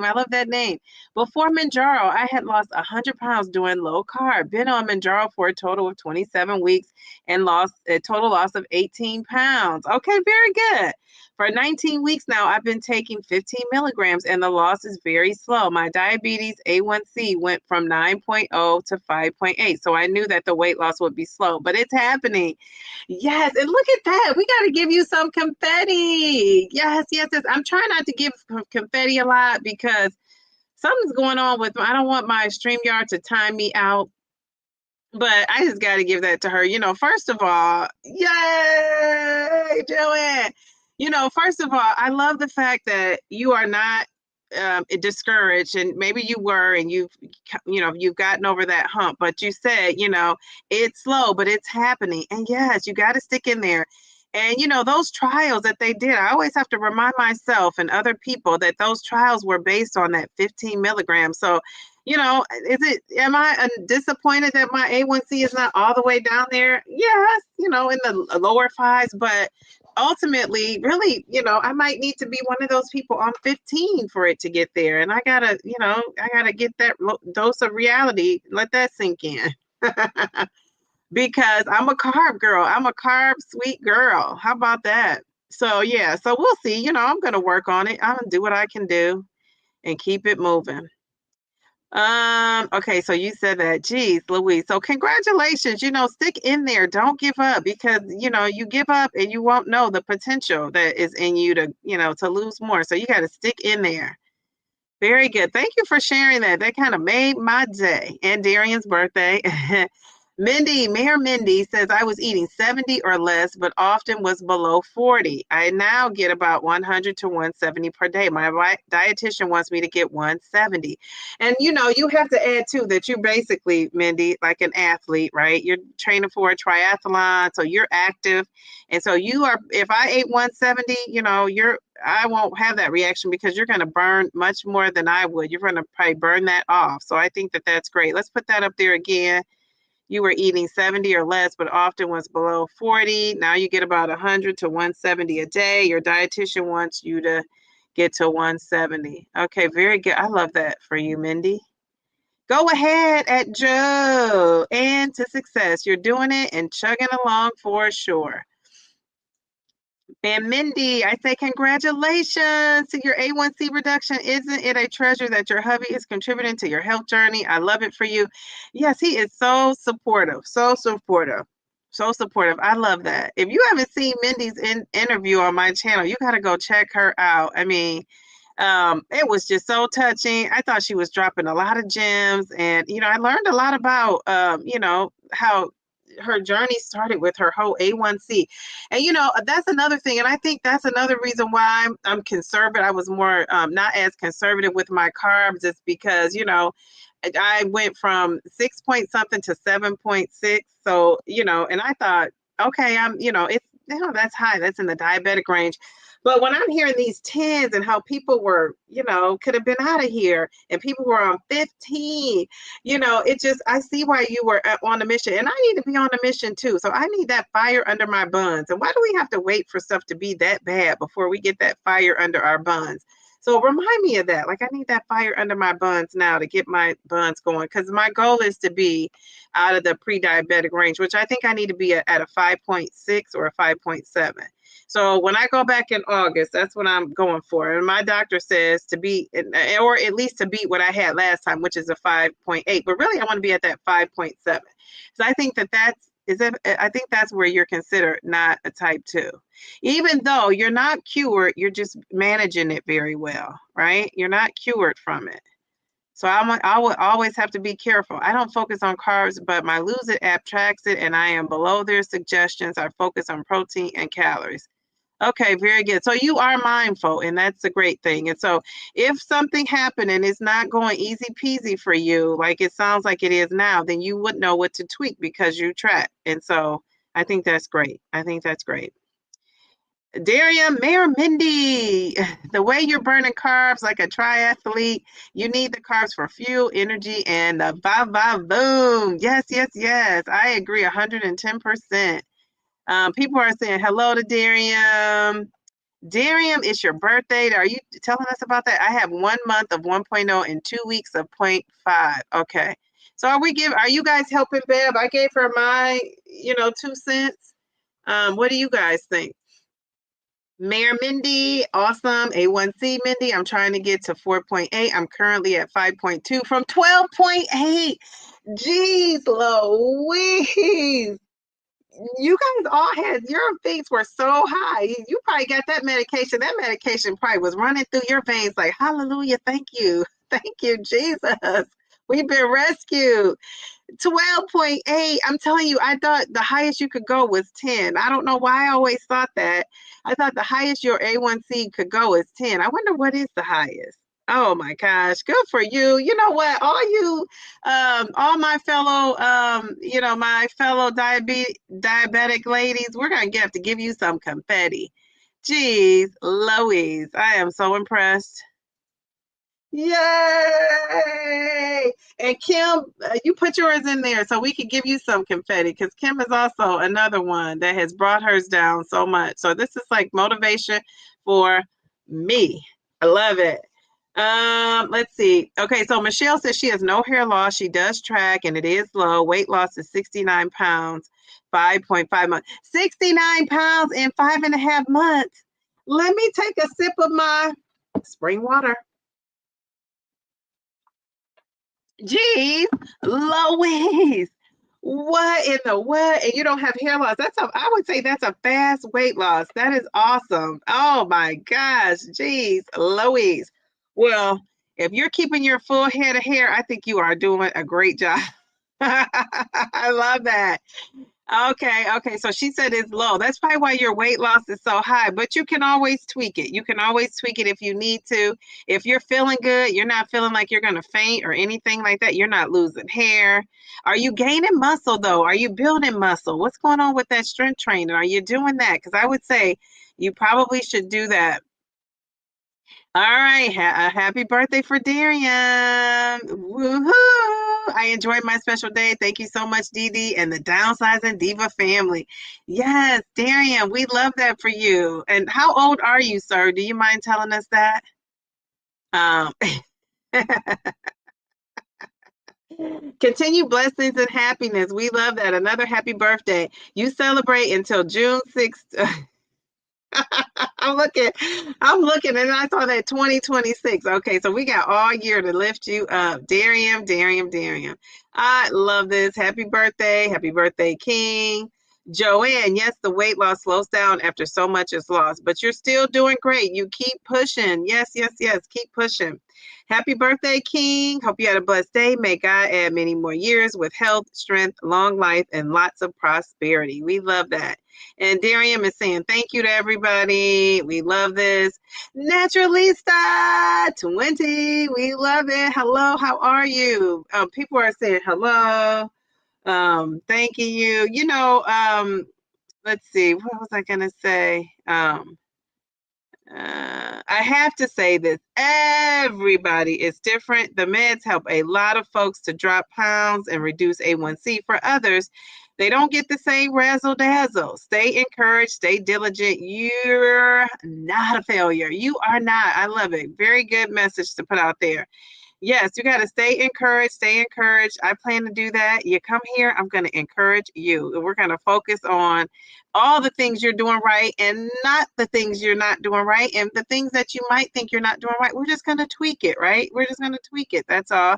I just say we fall down and we just got to get back up. That's so true. That's so true.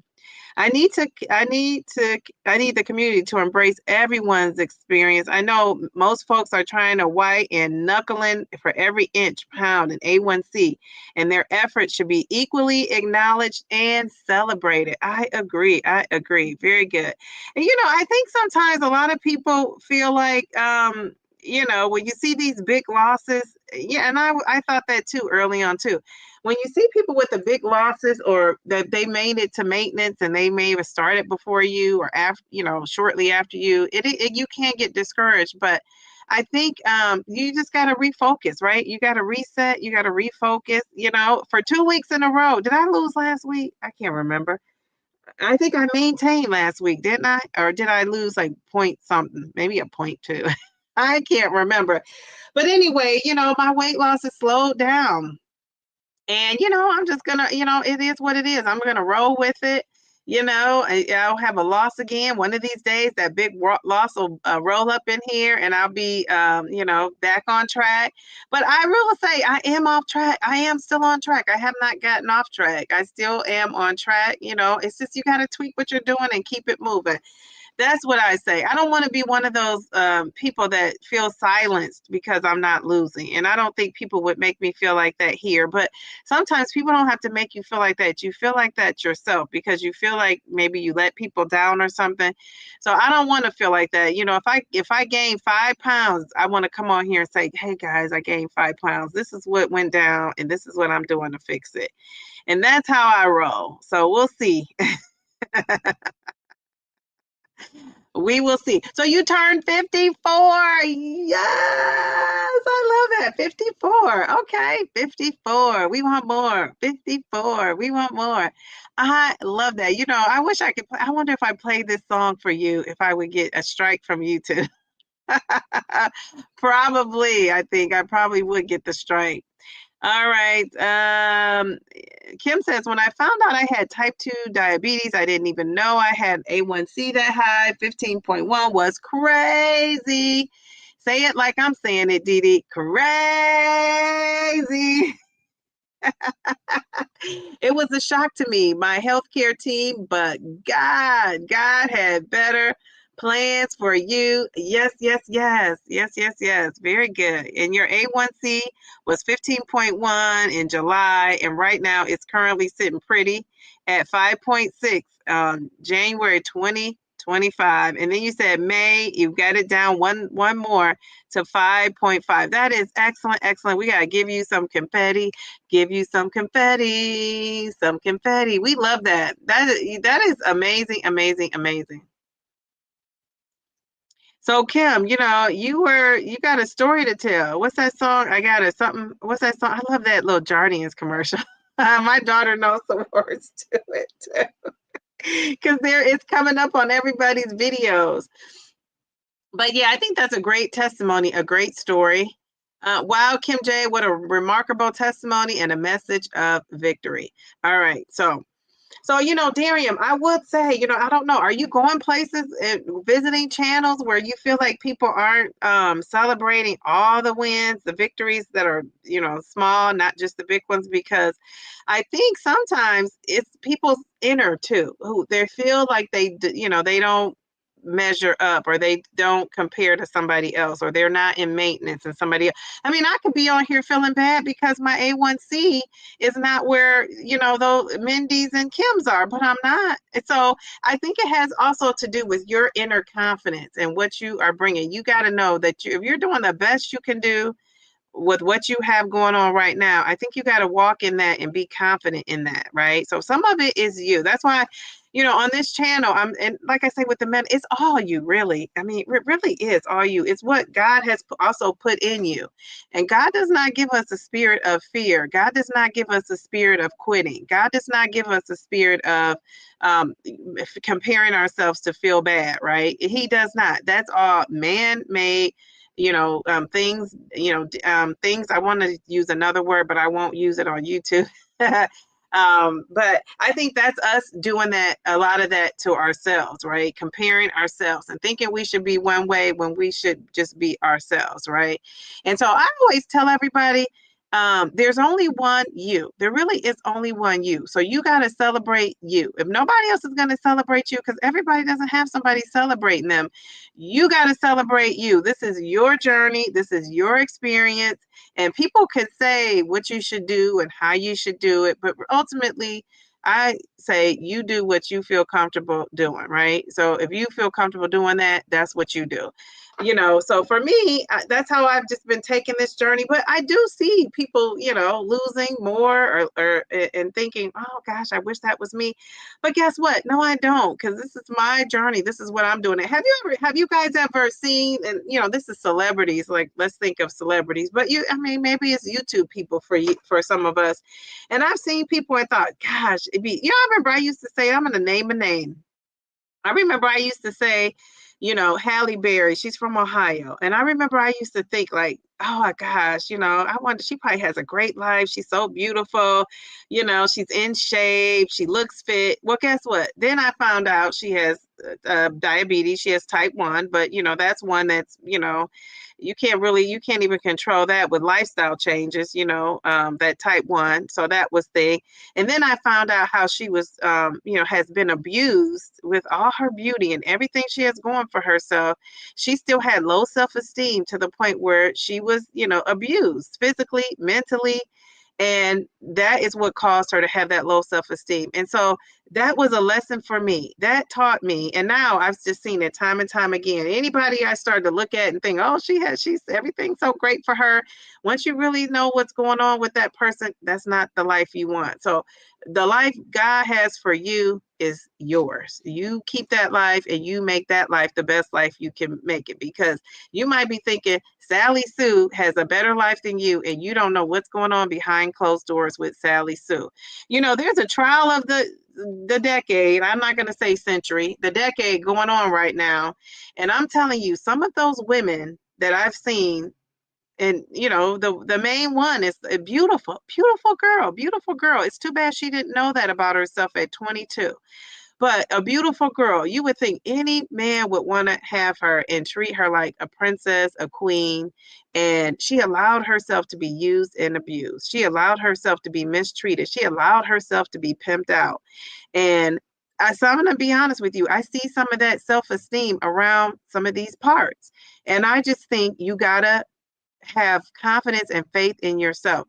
So if you show up to these lives, you know, wherever you can get, if you're not getting that from your environment at your house, show up at these lives, show up on these videos, and you know, not just mine, anybody who you relate to and anybody you can make a connection with, because you have to have confidence when you see some shenanigans going on, you see people mistreating you, you have to have enough confidence in yourself and not wanting that FOMO to be left out of the group or left out of the circle to walk away from it. You know, you got to walk away from those shenanigans.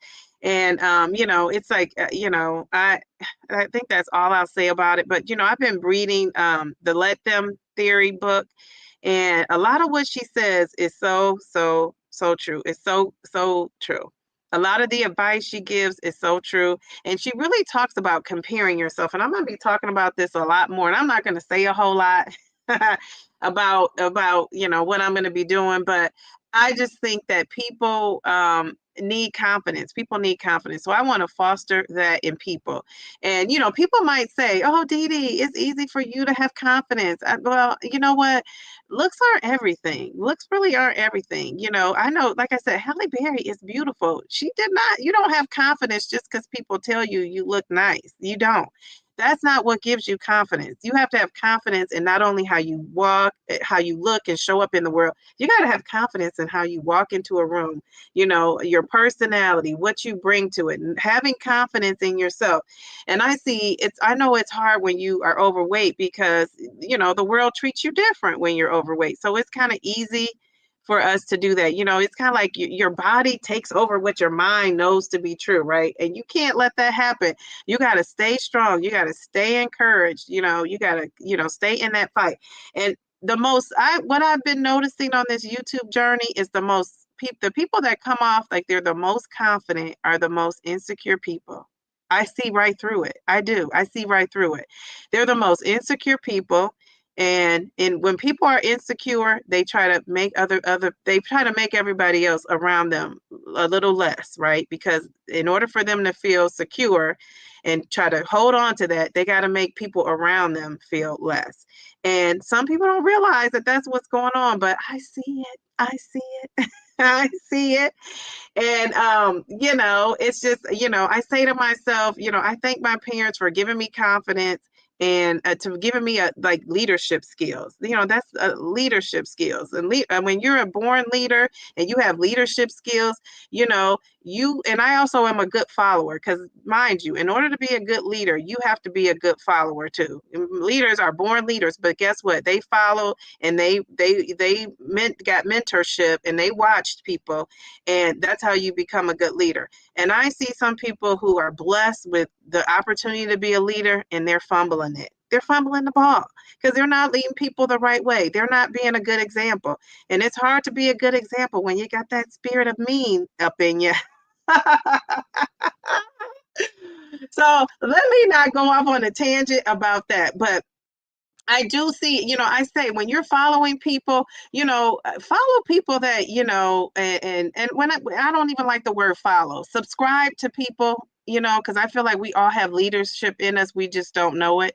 You know, we all got in a group together, you know, and we said, and I put you guys in groups and said, who wants to lead the group? The natural leaders are going to step up, right? But the best leader might be the one who doesn't step up.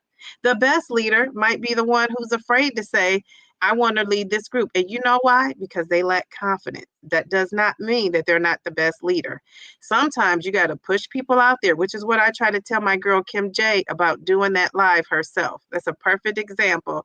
And there's nothing wrong with doing it with somebody else. And I love that. I love a good collaboration, as you know. But I say, get out there and do it on your own. And now you can't tell Kim anything. Kim is live. If she's up in there, she was in that live the other day. She was in that live like she had been doing the live forever. And so that's the kind of friends you need. Those are the kind of people you need, pushing you to do your best job. Pushing you to do your best job. Not even friends. Those are not even here on YouTube. That's what you need from family and friends. And so for people who don't have that, that's why hopefully a lot of us are on these channels, like encouraging you to do that. So I feel like I'm preaching and I'm not even a preacher. That is too funny. But so yeah, so stay encouraged. And if you're on somebody's channel and they're making your weight loss feel like, it's less than, not you, not them, not your feeling like you're less than, and now it's like seeping in. It starts with your thought, because I'm telling you, a lot of people, I could come here and say all day, if you lost 2 pounds in 4 months, that's great. Keep going. Don't give up. If you don't believe it, it doesn't matter how much I say it to you. It's not going to sink in, because you in your mind don't believe it. So you got to start believing it. You got to start believing it. You got to start looking at yourself and saying you can do it, and you got to put action behind it, right? Because faith without work is just what? Just talk, right? And I see a lot of chatting going on, people talking, but it's in the action. You actually have to do it, right? You have to do it. I can say all day long, I'm going to get my A1C down. I'm going to get my A1C down. But if I don't do the things to get my A1C down, what difference is it going to make?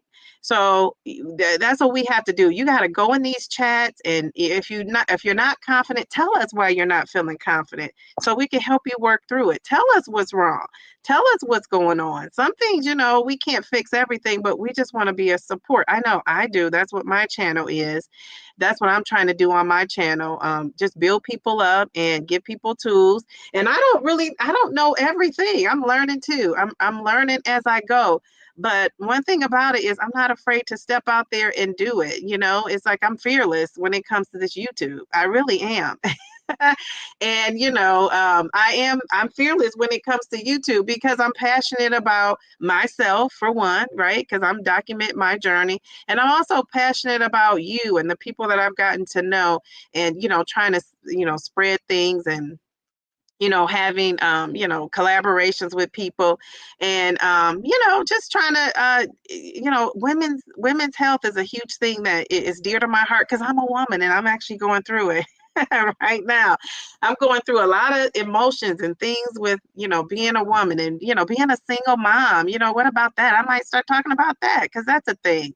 I'm experiencing that now. So it's just like, this is my life experience, and you could copy it if you want to, but I say when you're out there on YouTube, your goal should be to reach out to people in the way you want to, right? The way you want to do things, how you want to do things. If you're when you watch these other YouTube people, they will say, look at what somebody's doing that's successful and try to copy it. And I see some value in that, right? Seeing what people want. But I say, ask your own audience what you want, right? Why would you be copying what the Downsizing Diva is doing? Ask your audience what you want, so that you can do that for them. Don't copy what Downsizing Diva is doing, because one thing about it is, I'm going to know you're copying because I'm original. You got to keep up with me. And, I see a lot of teachers. There's another teacher on these YouTube streets, and I can't remember her name right now, but I mean, she is so creative. She's doing her thing on her channel. She has taken off. I see a lot of the teachers, and I guess that's kind of like an advantage you might have as far as how you present yourself, because you're a teacher, and, you have learned how to talk to people, how to teach people, how to treat people. But I'm going to say this again. I've said this a million times.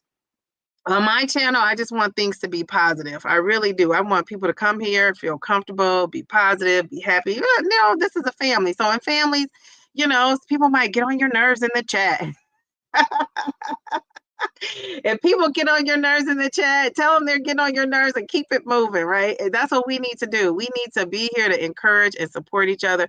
So that's what I want to do. And, I have a lot of creative ideas going on in my head. I just kind of need to get things out, like I feel like I need a week just to like sit and think about, things I want to do. And, I talked about doing my other channel, and I'm going to do something with that, and, try to get some meetings going, because we want to talk about finance. I'm so passionate about that. It's just not going to work doing it directly on my YouTube channel, but I'm trying to think of creative ways where I can get that in there. And so we could talk about it, especially with compounds probably going away. People are going to need an extra way to make money, not fast money though. Being a teacher, I'm about learning for the long term. Like fast money is usually not good money, and usually not legit money. If there's a way you can make fast money with, with finance and what I want to talk about, but you have to know the building blocks before you can even get there. It's kind of like, it's kind of like a person who can't swim just jumping in the water and hoping that they float, right? You probably won't. You're probably going to sink down to the bottom. So you kind of have to take it step by step. So that is coming. I am working on a way to just try to get that out. I can't do much more on this channel. If you go back and watch those videos about getting out of debt, and, the videos I talked about the finance stuff, they don't do well. YouTube doesn't push them out. Now I have a bigger audience since I made those, so they might do a little bit better. But for the most part, YouTube is pushing out my, what I, talk about for the most part, and that is weight loss, A1C, GLP-1. So I'm gonna have to probably do something a little different to get it out there, and that's okay. I just will. And so that's coming. That's coming. I don't know if you guys realize, but I am busy here on YouTube. I'm on Sundays at 2 right now. I'm on Wednesdays. I'm on Fridays. And then, sometimes I'll sprinkle in a Saturday. I'm going to get something steady going from my members, like my little membership I have. So I want to get something more steady on that. So, so yeah. So I just got a lot going on. I have to kind of think what I'm doing. And then I also have to, I said I need to carve 2 days out for my daughter where I'm not on YouTube. I really just need to do that. And now I kind of have it, but I'm in other people's things too, right? So I just kind of have to maneuver that and, think of something I could do. So anyway, I can talk to you guys for days. What are you guys saying in the chat? It's Darian. You're the one who got me off on this tangent and taking it to church. I have said in many lives, videos, and comment sections, and so are discouraged because they feel like so many people are discouraged because they feel like they can't get similar results. Comparison steals the joy for many people. Right, but that starts with the people is what I'm saying. It starts with the people. So that's why I want to really work on building confidence with people, right? And you could hear, and I say this, I know, Taisha is doing something with building, confidence with her daily dose, and other people are doing things, self-love and all of that. But unless people are ready for that, because you could be ready to hear a message, you could hear a message, the greatest message, right? You could hear it one day, you're not ready to take it in. You could hear that same message a month later when you're ready, and it's like this is the first time you heard it. I've recently had an experience like that. I'm going to be sharing it here in the next couple of days, but I had an experience like that where I knew this to be true. At the time I heard it, I must have not been ready, but now I've heard it, and it's like I feel like it's life-changing. Like it's life-changing for me. And it's just because mentally I was not ready. So I'm just saying to you and anybody else out there, if you go to a live, I'll never forget the lady who was in my live and said because people were losing so much, she felt discouraged and she was going to have to take a break. Know thyself. I thought that was a great move that she took a break and said, hey, look, I can't do this because I'm comparing myself too much. And I'm saying we got to celebrate people. You can't dim your light so somebody else can be okay, right? Because we want your light to shine bright, but we want that dim light to brighten up. So that's what I want to do. I don't want to dim somebody's light because somebody else can't take the bright light. Because when we build you up too, you're going to be able to stand that bright light. You won't need glasses, right? You're going to be breaking out saying, hey, I want this for everybody. And so that's what we want to do. And people have to get to that point. If you've been beat down so much about your weight and struggle, and then you get this GLP-1 that everybody seems like they're doing a great job, and everybody, I use that word loosely, everybody seems like they're doing a great job. And then, you find out like, oh God, all these people are losing and I'm still not losing. I'm pretty sure that is a thought that can get you discouraged. It really can. And so that's one of the reasons why when I started going live the first time and heard people saying things like this, it encouraged me to continue to go live. I didn't continue to go live just because I wanted to be live. It was the feedback and hearing from the people and being able to inspire people and motivate people and encourage people. And that's what you do. I think that's really kind of one of the things I was put here for, is to really lead with kindness and inspire people. And I do want to lead with kindness. And it's hard to be kind when people aren't being kind to you, and people, aren't being kind. It's kind of hard, but you got to push through and do it anyway, right? You got to do it anyway. So I will say to, if you're hearing that in the chats and stuff, ask yourself, is this, or is this the creator making the person feel this way, or is it the inner self talk of the person? Because a lot of times it's that inner self talk, and people cannot be ready. Somebody might have clicked out of here and said, I don't want to hear this lady talking about that. I'm not ready. And that's okay. Maybe a month later, you'll watch this video back, or I'll be saying the same thing a month later in a different outfit, and you'll be like, Jesus, this is what I needed to hear. Right? Because in your mind, you are ready right now. You are ready. And so I think that's what I'm trying to say. I think we're celebrating everybody here, but you got to be ready to soak it all in. Let's see. Yes, and everyone has their own metabolic issues. No two people are the same, and there's simply no comparison. Yes, and we've said that over and over, but people have to believe it, right? They have to believe it. Some well-meaning folks feel that if someone is not getting similar results, the person is doing something wrong, not doing enough, not trying hard. Could be the meds, not the person. Yeah. So okay, so people do say that. I see what you're saying. Like when you're not. When you say you haven't been, when you say you're not losing at whatever rate, people say, well, are you doing this? Are you doing A? Are you doing B? Are you doing C? You know what I would say, even if you're not, you don't want to hear it, I would say, I'm doing all the things. I'm doing all the things. And then what else can we say? Then it's just, and I think people mean well when they do that. I don't ever, and I don't know, but I haven't felt like anybody was on when I saw that was kind of mean spirited or either. And sometimes it's not mean, right? It's just saying it could maybe make somebody feel like that. So that's something that we should kind of be aware about. But I think people just want to help, right? People just want to help break that, that not losing streak, or people want to help you get things moving. So I think people mean well, but I can't see that what you're saying. But I just think you got to have that confidence to say, hey, my body's different than everybody else, and keep it moving. Thanks for the encouragement about comparisons. It's easy to fall into that trap when looking at others' weight loss. It is. And I told you, I've been there. And now I'm not on it with the weight loss. I could think A1C, right? Because look at 2 people and 3 people on here just said how they're A1C. And the one of them hasn't even lost as much as me, and so talked about her A1C and how it went down. But guess what? I'm happy for them, and I'm encouraged. That just encourages me to put cut those carbs back, because I can see that's what I could do. That's the first thing I could see I could do, and I'm excited to put that my plan in action. And everybody is not not that way, but we got to get that way, right? We got to get that way. We got to do it. We got to put it in action. Our bodies, Bellflower, are working hard to take care of us. Yes, yes, yes. So you got to be confident in what you're doing. That's what I say. Let me be clear. My A1C was 12.8. Oh, back in 2017, 8 years ago, I got down to the 7-8 range within 6 to 9 months with the help of insulin and metformin. So it's a journey, and everything takes time. Yes, yes, yes, yes. Okay, so yours was not very quick. Okay. All right, very good. And that's still great though. Look at that. That's still great. So we are slow and steady. We say that. It's true. I love that, Naturalista. I hope it's helping. I do too. I do too.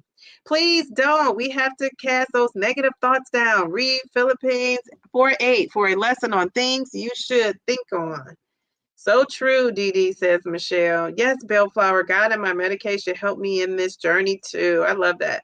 That's a powerful testimony of strength and tenacity. I love tenacity. I love your A1C is getting into its shape. Yes, yes, yes. I believe the first step is to put it out there, believe it, and then do it. Yes, you got to do it though. You got to do it. Dee Dee, you are teaching, but what you were saying will help somebody. Yes, Dee Dee, let God use you. Thank you. Dee Dee, talking about women's stuff. I will be going through training to be a menopause ally. My job sponsors it and I volunteer. Very good. Very good. Hopefully you could come here and share with us what you learned. That is so awesome. I'm late, but happy birthday, Darian. No, you're not late. He's celebrating all the way till June 6th of 2026. So you're never too late. Actions speak louder than words. Always have. Yes, yes, yes. Yes, yes, yes. Oh, yeah, Bellflower. I forgot to mention also changing the way I eat was an absolute must. It helped tremendously with my lowering your A1C. Yes, yes, for sure. I love to hear your financial advice. Yes, I'm going to be coming out with something for that. But I'm going to say with this financial advice, you guys, you got to I don't know, maybe you could be exposed to it and decide it's not for you too. So I'm not going to say that. But I tell you guys, I had that financial group when we still are in a group chat. I wonder if any of those ladies are listening. We still, talk, but we haven't met with the financial stuff. And when I, talk about what I'm going to do to kind of get that going, I'll share this again. So I won't be long-winded with it. But anyway, you just have like a mental seriousness when you're talking about these things. Because right now, geez Louise, who wouldn't love to make some extra money with all going on with the world? Kim J's Healthy Sweet Life. It's some money like the good, legitimate way, right? And honestly, this is a good time because, our new administration, they are making the stock market so volatile. When it goes down, when he talks about those tariffs and it tanks, that's the time to buy. So, yeah, I'm going to have to get on that so people can take advantage of all that's going on. It's been some good, so when the stock market tanks and you hear that, you should consider it a sale, like a everything must go, like a fire sale. Kim J, yes, I went cold turkey immediately upon that diagnosis and fast forward to now. Yes, diet is everything, removal of certain things permanently and others in moderation. That is excellent, excellent, excellent. I love how you said both. I'm going to give you some confetti and hope that StreamYard doesn't shut me down. Yay! Yes, yes, yes. I love the moderation. I was reading, watching someone's video earlier today, and basically the person was saying because they're eating cake, they were saying that it was like they were saying like basically they shouldn't be eating the cake. That's like not a behavior you have on a weight loss journey. And I say, no. I mean, I think you can have cake if you eat it in moderation. For my daughter's birthday, for Christmas. I'm never going to eat a piece of cake. Now, some of you, I don't know, Mayor Mindy, have you eaten a piece of cake in 2 years or a year? I don't know. Maybe you are so diligent and have not. But for me, I think to have a piece of cake on my daughter's birthday, my dad's birthday, on a holiday, I don't see really anything like that's, I don't feel like a terrible person because I had cake. Now, I know some people might be thinking, girl, your A1C is not out of pre-diabetic range. You shouldn't be eating cake at all. Well, to get down to it, then eat it. I mean, I really do believe in some things must go totally right. And some things are in moderation. And I think like a piece of cake, like I had a piece of cake not too long ago. Maybe that brought my A1C up. But I had a small piece of cake. When I tell you my daughter got a small piece of cake, and then I didn't even eat the icing. The icing was still sitting there. I'd want to say somebody else ate it. I can't remember who at the table, but I didn't eat it. So that's like huge for me because normally I would have got a bigger piece of cake and I would have ate it all and been wondering where the ice cream was. So I consider that a win. And maybe I'll get to the point where I won't even eat the cake. I mean, I've turned down cake so much. So it's not like this is the first piece of cake and I was like, I gotta have this cake. I've turned down cake. But for that, I did want to eat the cake. Let's see. What are you guys saying? Did I skip this down? I went down too far. Okay. This scrolls down. It's a new day. I see her in here. Hello. Okay, so I kind of skipped down. Okay, cold turkey. Michelle says insecurities is the opposite of confidence, and what we have to do is recognize what we are insecure about. Yes, and what triggers it. I agree. Dee Dee, thanks for the encouragement. Yes, yes, yes. And when I said you did a great job, I really meant that. I wasn't just saying that to say it. Preach, Dee Dee, your lives are encouraging, and I needed these words today. Thank you. Oh, you are so welcome. You are so welcome. I'm glad you're here. Hi, Dee Dee and Chad, Michelle Frank. Now, that's so true. That's something others can't control for you. Yes, that's what I'm saying. So when you're feeling like that, so I will admit, when I'm feeling like that, it was because I was insecure about my own loss. But I will say, I was on lives when I first started, venturing out. I was Dee Dee, like Downsizing Diva, but I was, not audio. I mean, I was audio. I was not, wasn't showing my face on camera. And when I would go, and I'm telling you, and I'm not going to say whose names, because it was, it could be anybody, but people, when I would say I lost 30 pounds in 6 months, I would get oh, great. When somebody would say they lost 60 pounds in 6 months, it was like a big to-do. And I felt that. I felt that. And I don't think they meant to be mean by it. I don't think they meant anything of it. I can even go back and show you a video of a person with her facial expression when I said how much I had lost. And you could just tell she was kind of like, that's it. And like I said, one thing about these videos, unless you delete them, it's all on camera. So I said to myself, it just made me feel a certain kind of way. And because, my confidence kicked in, but I'm telling you, I was tested. I was just thinking like, geez, I don't know if I'm going to come back in here. Like, what's wrong with, and that I think that's also reinforced, how people tick away at your self-esteem, that reinforced that idea that I'm not losing enough. I'm not losing enough. Until I realized that, this person wasn't my age. Even though I would venture to say they might even look a bit older than me. They weren't my age. And this person, was that a mean girl comment? But it's just the truth when we, going to talk about it. But, and I'm saying that to say it is so true, right? And because I had to look at that. I had to look at this person is not in the stage of life I am. They're just not, this person, because they're not as old as I am. And, I think this person, and I'm trying to think what else it was. It was something else about this person that I thought, well, we're on two totally different playing fields, So why am I comparing myself to this person or letting what this person say kind of, distract me? And so I had to rethink and refocus and, and I just thought, okay, from here on out, it's on and popping, I'm going to be confident in what I'm doing and how I'm doing. And another thing I did was I looked up what a slow responder was because people were saying, oh, not to me, but like in the chat, I've seen in some chats, they were saying a slow responder versus a super responder. And I was like, I don't think I'm a slow responder. I don't think I'm a turtle. I might even be a slow responder. And I looked at what a slow responder was, and guess what? I'm not it. I'm not a slow responder. So I knew then, let me change my mindset in my thinking. And no matter what they say, if somebody was, even though their face, gave it away, but even if they came out and said, Downsizing Diva, you're losing slow. I knew what to say from there because my confidence was on and popping after that. Once I really realized and looked at it and thought, no, I am doing a good job. So you got to know that going into it is what I'm trying to say. You got to have that confidence yourself. So if you don't have that confidence, the world is going to beat you up because everybody's not going to be nice and sweet. You got to know how to duck and dodge those mean guys and mean girls.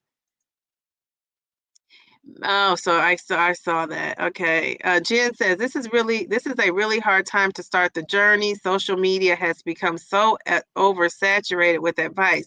telling them how much they should lose, what they should be or not be eating. Yes, Jen, you just said a word there. You are right. You are right. And I was just having this conversation with somebody about just kids growing up in general now. All the things that the kids face with social media. It's it's just it's tough to be a kid nowadays. It's so many influences out there, and I would say most of them aren't good ones, right? Most of them aren't good. So we gotta once again we gotta put that same confidence in our kids that we need to have ourselves. Most of the stuff is BS. I agree. Michelle, it is, but people are falling for it. They believe if they are hungry, they should increase their dose. Okay. Michelle says your financial advice includes how to be ready for a retirement, getting close in age to this. Yes, yes, yes, yes. Well, this is one of the reasons why I feel comfortable retiring is because I put a stash, and it's the way I got a little bit of a stash. And it's also not being able to touch it too. That has helped me because I've also put things up. But I'm focusing on the stock market and stocks and how you can, build some wealth with stocks. And, you might be saying, well, I'm so old, I won't be able to save that long. Well, you're never too old to invest in stocks, for one. And for two, I am going to show the long-term way, but if you have kids, you can invest for them. You can invest with, the kids in mind. It doesn't have to be like, okay, it's money I'm going to use, right? It's money for kids. And a lot of times people say, I have to say to people, if somebody told you to give me $1,000, and I'm not saying I'm asking for money because you're not giving me any money. You're putting this into the stock market, but I'm just saying, let me just rephrase that. If the stock market said, give me $500 and I'm going to give you $50 back, but it might take a year, would you do it? Okay, and let's just say you have $500 to spare. Now, if you don't have $500, you're gonna say, no, I don't have $500 to give you right now. But if you have $500 to spare, would you do it? Okay, somebody said, I'll give you, give $500, put $500 into these stocks. I'm gonna give you at the end of the year, I'm gonna give you $100. Would you do it? Probably so.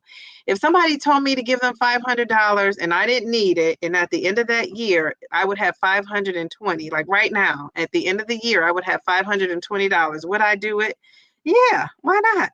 Think about how that compounds over time too. Like it compounds over time. So what I'm saying to you is you don't have to have a lot of money to invest in stocks, but if to have a safe investment, you need time. To have a risky investment, you need time and money. But you can do it faster. So I plan to show how I did this slow and steady over time, just like my weight loss. So I'm going to show you a slow and steady way you can, build some quiet wealth there. And then I'm going to show you once you get comfortable with that, because what's going to happen is if I show you both ways, people are going to want to dive into the fast money, right? Because that's what we want, right?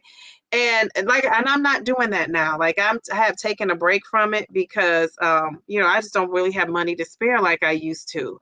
But the money that I did have to spare, I used it wisely in the stock market. So that's just what I'm teaching. I'm no guru. I don't know, I could know more, I guess, if I studied it. And if I put the energy and effort I'm putting into this YouTube channel, I could be retired today. I could be rich, right? So yeah, so maybe when I retire, that's what I'll do. I'll focus a lot more on doing that because I just enjoy it. I love the idea of money and how it works.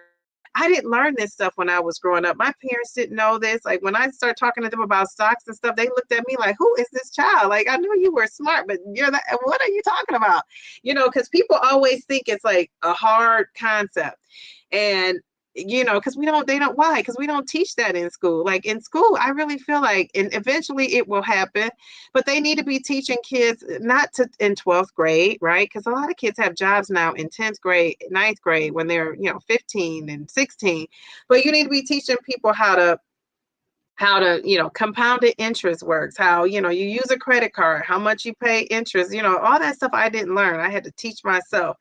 And, I just knew when you get a credit card, you pay it off. I didn't realize, and then remember they passed that law where they have to show you now on a credit card what's going to happen over time. And if you pay the minimum balance, this is how much interest you're going to pay. If you are a homeowner, you know how much interest you're paying. When you see all that, how that money compounds, if you ever thought to yourself, like, dang, I'm paying a lot in interest.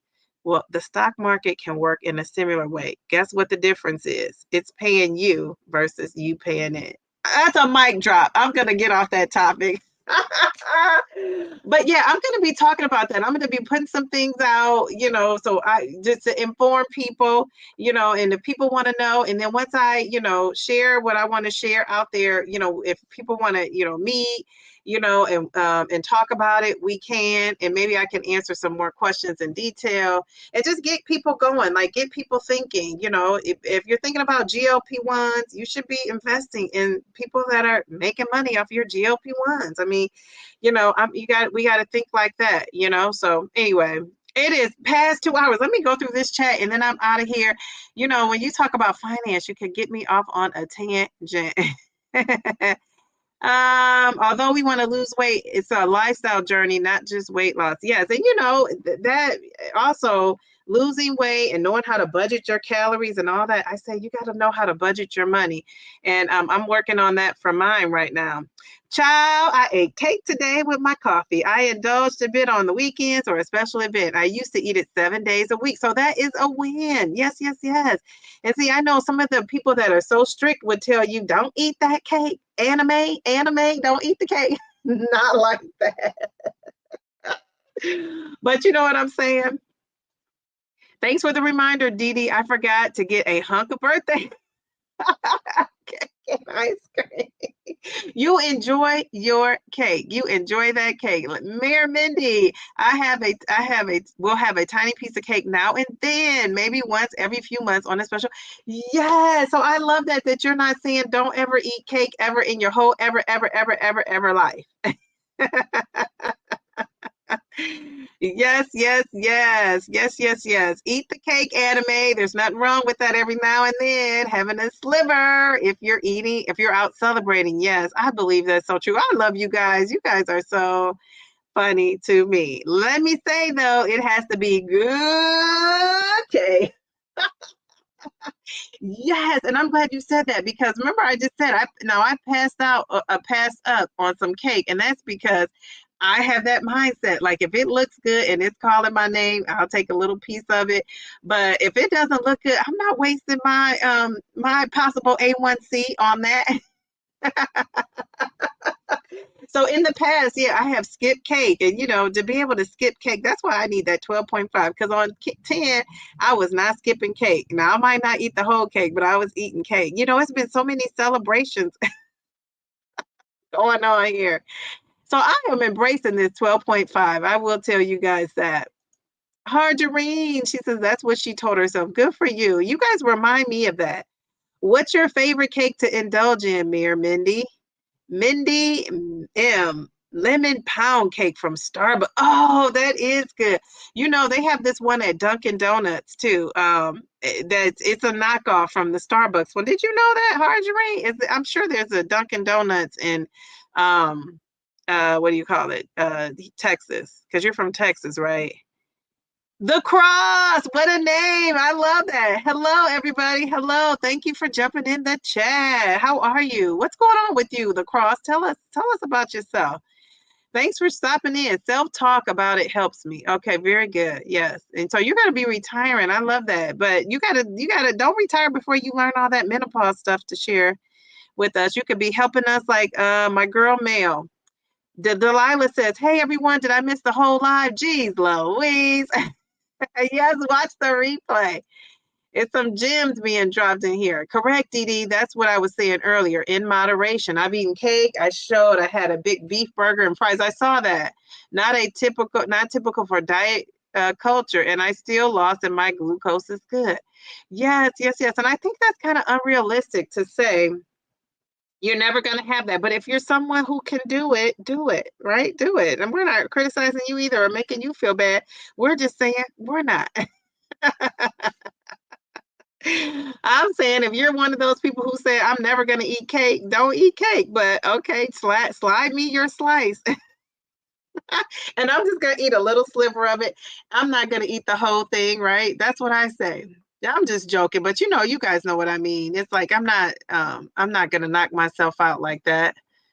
I do it all the time, but I'm showing it's okay every now and then. You don't do it all the time. Okay. Yeah, and that's okay. I think that's good. I think that's good. If I'm going to have cake, it should be something at a very fancy restaurant or something my mom or someone who's a famous baker made. No store-bought cake entices me. Yes, I love that. It does have to be worth it for me too. D. Johnson, forget those people. You are on your own journey. You are doing great for you. I love that. I love that. Yes, you are right. You are doing great for you. Thanks for stopping in. Kim J, I had a guy at work question my breakfast. He literally told me I was eating too much. I offered to introduce him to my dietitian. Now, I think, don't you just hate when people overstep their bounds? It's like, what made you think it was okay to tell somebody that they're eating too much? I think that's why sometimes we don't want people to know we're on a weight loss journey or any kind of journey, because I do feel like that. I feel like anything I'm eating, people are watching what I'm eating. And in a way, it's holding you accountable. But in a way, it's like, watch what you're eating. Don't watch what I'm eating. Yeah, yeah, that's kind of annoying. I would have to agree. Darium said, that's amazing. A burger and fries is a great celebratory gift. Yes, I agree. Yes, you have to duck and dodge. I remember what my mom said to be chew up chew up what works for you and spit out what doesn't. Try to take everything if possible. Try not to take everything so personally. I agree with that. So personally. It's funny because when I was a union rep, I used to say that to people all the time. If somebody comes to work upset and you have not had any interactions with them, don't take it personal. It's probably something that's not about you. I love how everybody makes things about them. If I know I haven't talked to you and I don't think, and I don't think I've done anything to you, when you're mad, I'm thinking it's somebody else. I'm not thinking it's me unless you tell me. So I always tell people I don't read minds. You got to let me know how you feel, because my cup is mostly always half full. It's never really half empty. And so if I did something, or you're having a bad day, or you just need me to like not be my bubbly self, you gotta let me know, because I don't read minds very well. And don't you hate that when you're in a bad mood and you got that person that's always bubbly and joyful? That could be me. I've had some friends tell me, like, look, I know you smile and you're happy, but I'm not happy right now. I just need you to listen. And you know what? Guess what I've learned to do? Listen. That's what I'm gonna do. I'm gonna listen. And you can feel people out, but when you're on the phone with somebody, it's hard to know if their voice is not telling it all. Like sometimes people don't say something right away. And if you don't get that vibe, you don't know. But yeah, that's funny because I'm kind of bubbly. I try to be. I know that's right, Mindy. People need to stop, and if they have it all together, stop it, people, as if they have it all together. Yeah. Dee Dee, have you heard of a new social platform that shows what stocks others are investing in, and their thoughts on why? I immediately thought of you when I saw it. No, no, no, no, no. I haven't. I haven't really been. I've been all on YouTube. I said that's what I need to, push back and not do as much on YouTube, so I can really dive into my stocks. I love that at Mir Mindy, a nice bakery cake that's made with great ingredients and is super unctuous. Stocks is a long game. You must be patient. Yes, yes, yes, yes. And people say that they know that, but they don't always practice that. They might say, "Oh my God, the stocks are tanking. I need to sell mine." No, you need to buy more. Buy more. Average down. Average down. Mayor Mindy, they need to mind the business that pays them and get out of your place. You didn't invite them. I love that. Yes, unctuous is a word. Darium is a man with many words. I meant it's like the great philosopher Patches O'Hulian. He said, you just got to use 5 Ds of dodgeball. Dodge, duck, dip, dive, and and dodge. That is too cute. Yes, Darium, I hope you are allowed yourself the freedom to splurge a bit for your birthday if you wanted to. It's a time of celebration. I love that. Yes, Delilah, I'm going to incorporate that. Yes, yes, yes. I love that though. It's a great idea, great movie. Jen, somebody finally reminded me of the DEXA scan story. No, I didn't tell it. So, okay, I walked in the, so that's so funny. I walked into the DEXA scan, my dentist, doctor's office. Remember I said I was going in there with some heels on? Well, if you watch the video all through, I explained, I didn't. But when I got in there with my DEXA scan, I'm glad I didn't wear my heels because she wasn't impressed. Jen, she was not. She was like, "Oh, okay, oh, okay." Like she just was not into it, and I just was like so annoyed about that because but I still, I read them to her. She had to sit and listen. I read my results to her, and I said, "Well, I knew what my visceral fat would be, but I let her know about my muscle mass and my bone density, and the goal is to maintain that right in the area it's at."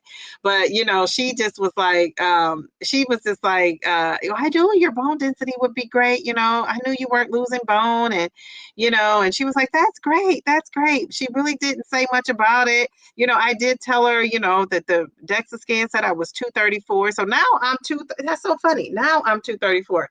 Remember, April 2nd, it said I was 234. So I'm like some pounds behind. My scale was 7 pounds off. My scale from the doctor scale is off too. And I didn't know it was as off as it was of my scale. But she told me, and my doctor and the my DEXA scan guy told me, stay with the scale I'm using. I changed the batteries like he told me to, the guy from DEXA scan. And basically what I'm going to do is use that as my benchmark. Like I'm still using that scale as my benchmark. I weigh in and at the same, not the same time. I try to weigh in the morning, but I'm not going to say I weigh in every day at like 10 a.m. But it's in the morning time usually. And I, weigh in my I weigh in on my birthday suit. And so I have some consistent things going on. You know what I'm saying with that. So yeah. So yeah, that's what I'm doing. So that was the DEXA scan. It was very uneventful. She still was not into that. She was not into that. You know what she's into, Jen? She's into the blood work first and the scale second. And when the blood work is great, she's focusing in on, you need to lose weight and dishing out medicine if you'll take it.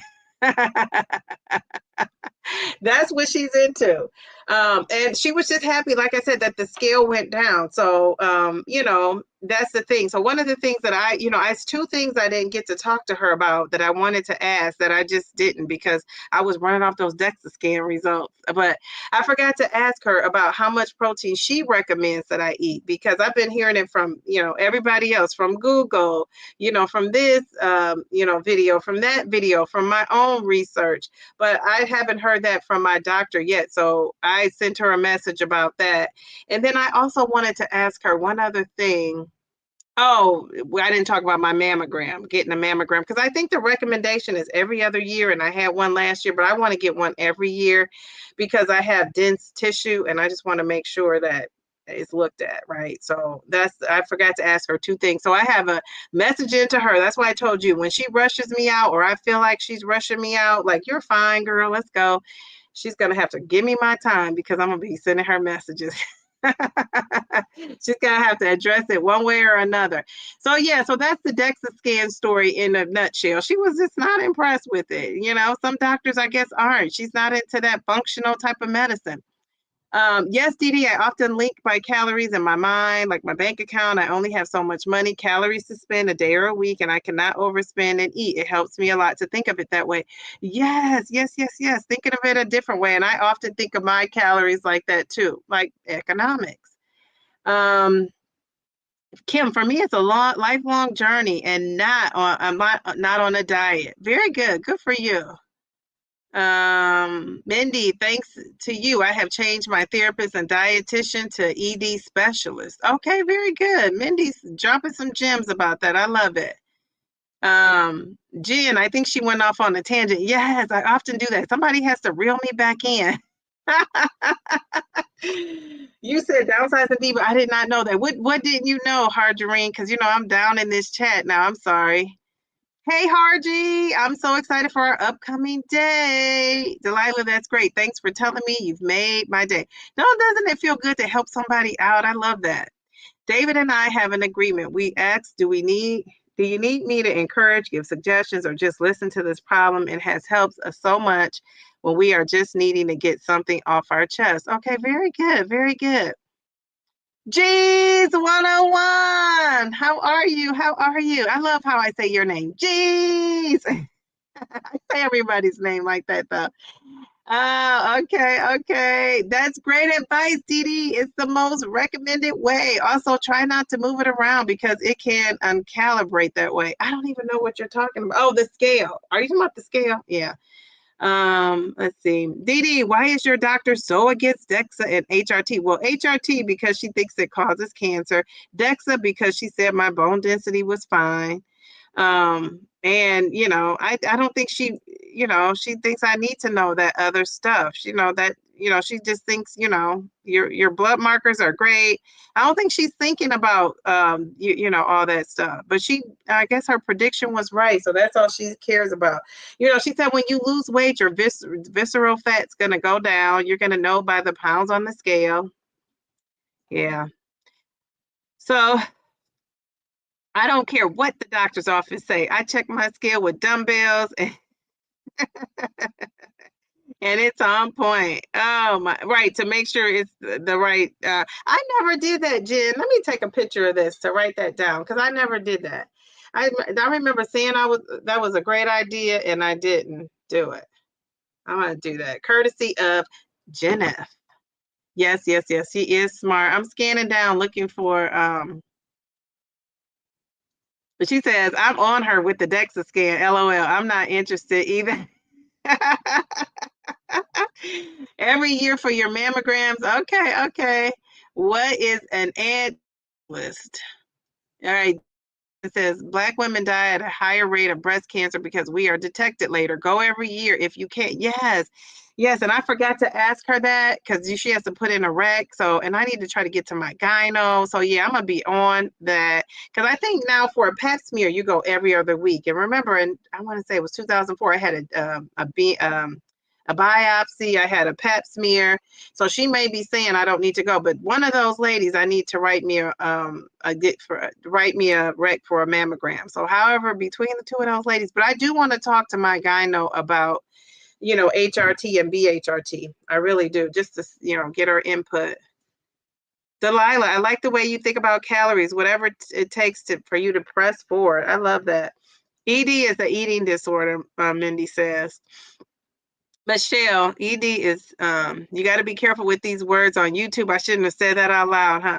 They specifically deal with eating habits and how to deal with them since for me, my emotions are linked to my consumption. Yes. I think for all of us, Mindy, thank you. Yeah, I tell you, I'm an emotional eater for sure, but not just the negative emotions. I want to make that clear.